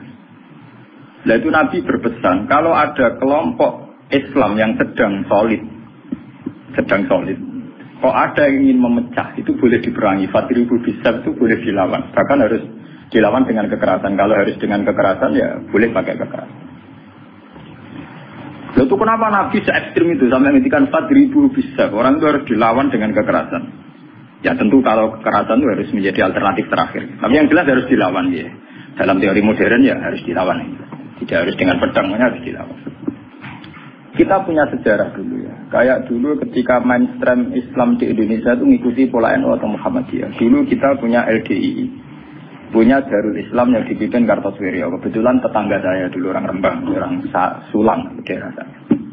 Kemudian ada gerakan Aceh Merdeka. Kemudian ada Junduwo, ada kelompok-kelompok yang karena terinspirasi oleh Islam, termasuk kelompok bom bunuh diri dan sebagainya. Kemudian mereka menjadi firqah hanya karena meyakini 1-2 kebenaran yang ingin diperjuangkan. Tapi kelompok ini kan tidak mayoritas terus risikonya kan kurang komunikasi, kurang konsultasi, kurang silaturahim dengan kelompok lain. Nah itu repot. Sehingga kayak di Mekah ada Wahabi, di Mesir ada Ikhwanul Muslimin, di Palestina sendiri ada Hamas, ada Al-Fatah, di Syria ada Amal Syiah, ada Syiah Imamiyah. Di Indonesia sendiri semenjak era kebebasan berbagai front-front ya banyak sekali. Semuanya mengatasnamakan apa? Islam. Memang kita terima kasih dalam hal tertentu yang diperjuangkan. Kita fair, terima kasih. Tapi bahwa kemudian saat kelompok itu melawan mayoritas mainstream Islam di Indonesia kayak NU Muhammadiyah, itu mereka punya semangat itu baru berapa hari. NU Muhammadiyah merawat Islam di Indonesia itu sudah puluhan tahun. Mereka merawat Islam dengan semangat baru beberapa hari. Mungkin bapak mereka belum sholat. Kata mereka kuliah, ngerti berita tentang Israel atau ngerti berita tentang kemungkaran, kemudian menjadi ekstrim. Nah, cara bahasa kasarnya berapa hari mereka kenal Islam. Sudah hanya 1-2 kebenaran yang diperjuangkan, mereka anti sama kebenaran sudah jalan lama, yaitu kebenaran yang ditanamkan leluhur kita.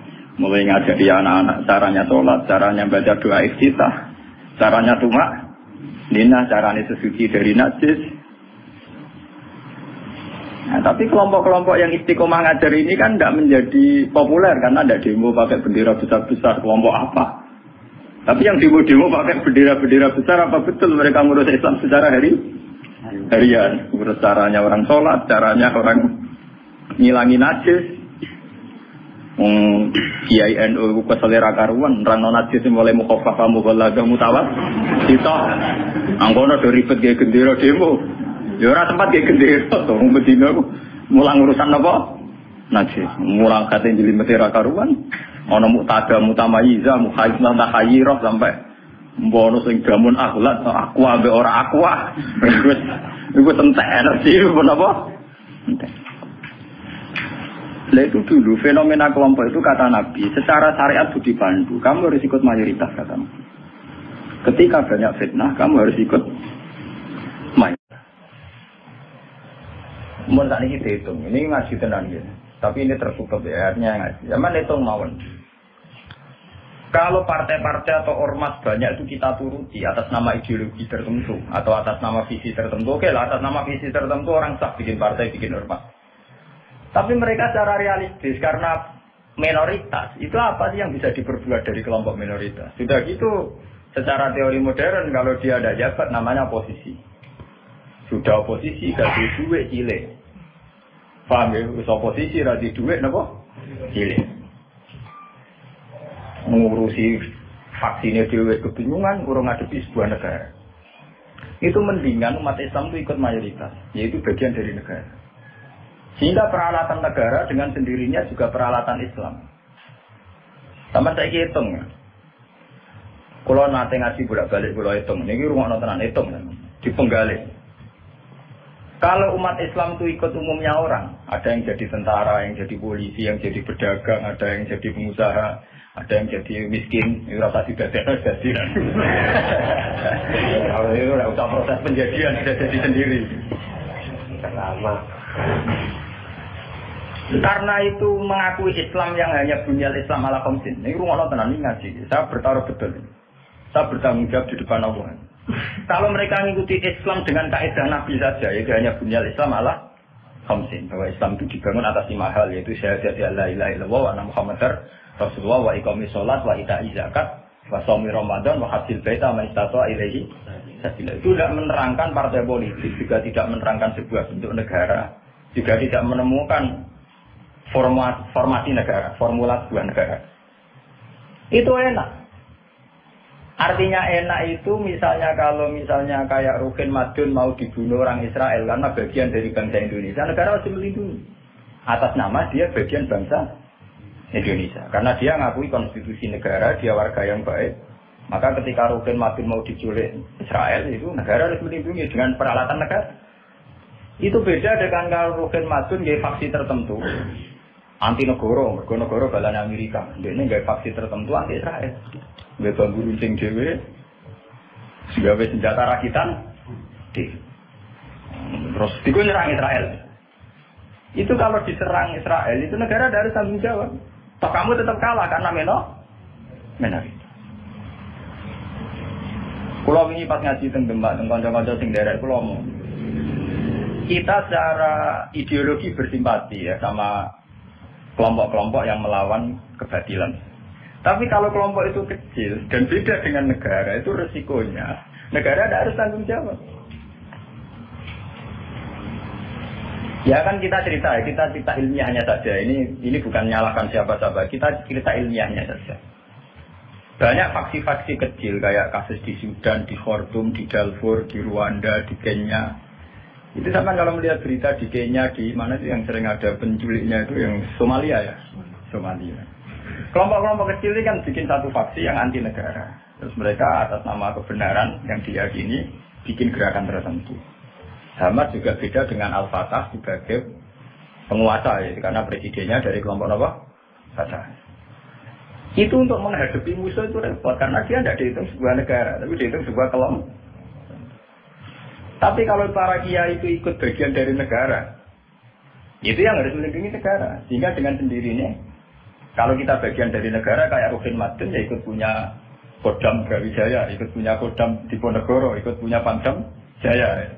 Karena negara harus melindungi rakyatnya dan itu rakyat yang sah karena tidak rakyat yang mau bikin kelompok yang anti negara. Jadi hitung-hitungan strategis. Sebab itu sejarah Wali Songo itu tidak ada yang tidak ngakui sistem negara. Dulu ketika Sunan Ampel itu dapat Ampel Denta itu bagian dari Majapahit. Ketika beliau ingin bikin negara juga ngakui sistem pola negara. Yaitu pola negara saat itu harus dipimpin seorang raden sehingga Sunan Ampel tidak nyuruh wali-wali yang lain tapi nyuruh Sunan Raden Sinten Batas. Begitu terus zaman Basim Asy'ari juga ikut masumi. Ngakui proses bernegara secara konstitusional sehingga Basim ya ikut masumi ke kelompok bagian dari negara.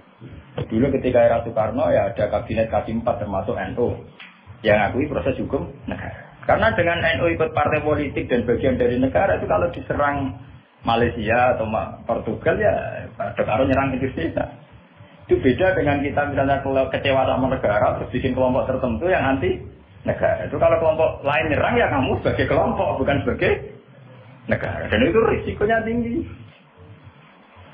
Artinya secara syariat itu Nabi benar ketika memandu tazam jama'atul muslimin. Kamu ikut kelompok mayoritas orang Islam. Tidak orang mukmin. Muslimin itu lebih preman. Muslim itu ya preman mlebu, gento ya napa? Mlebu, somene kaya kula ora mati gento malah mlebu. Lho nggih karena aturan Islam, kalau dalam terminologi agama, muslim itu kelasnya itu paling rendah, paling umum. Karena kelas pertama itu Islam, terus iman, terus ihsan. Makanya di Quran itu qalatil a'rabu amanna. Qul lam tu'minu walakin qulu aslamna. Di dalam Quran qalatil a'rab amanna. Wong desa muni amanna. Sajane urung level e muni amanna. Lagi aslam. Nah, padahal Nabi nyuruh tazam jama'atul muslim. Wis pokoke melok umume wong Islam. Mana kula pun berapa cerita. Saya ini termasuk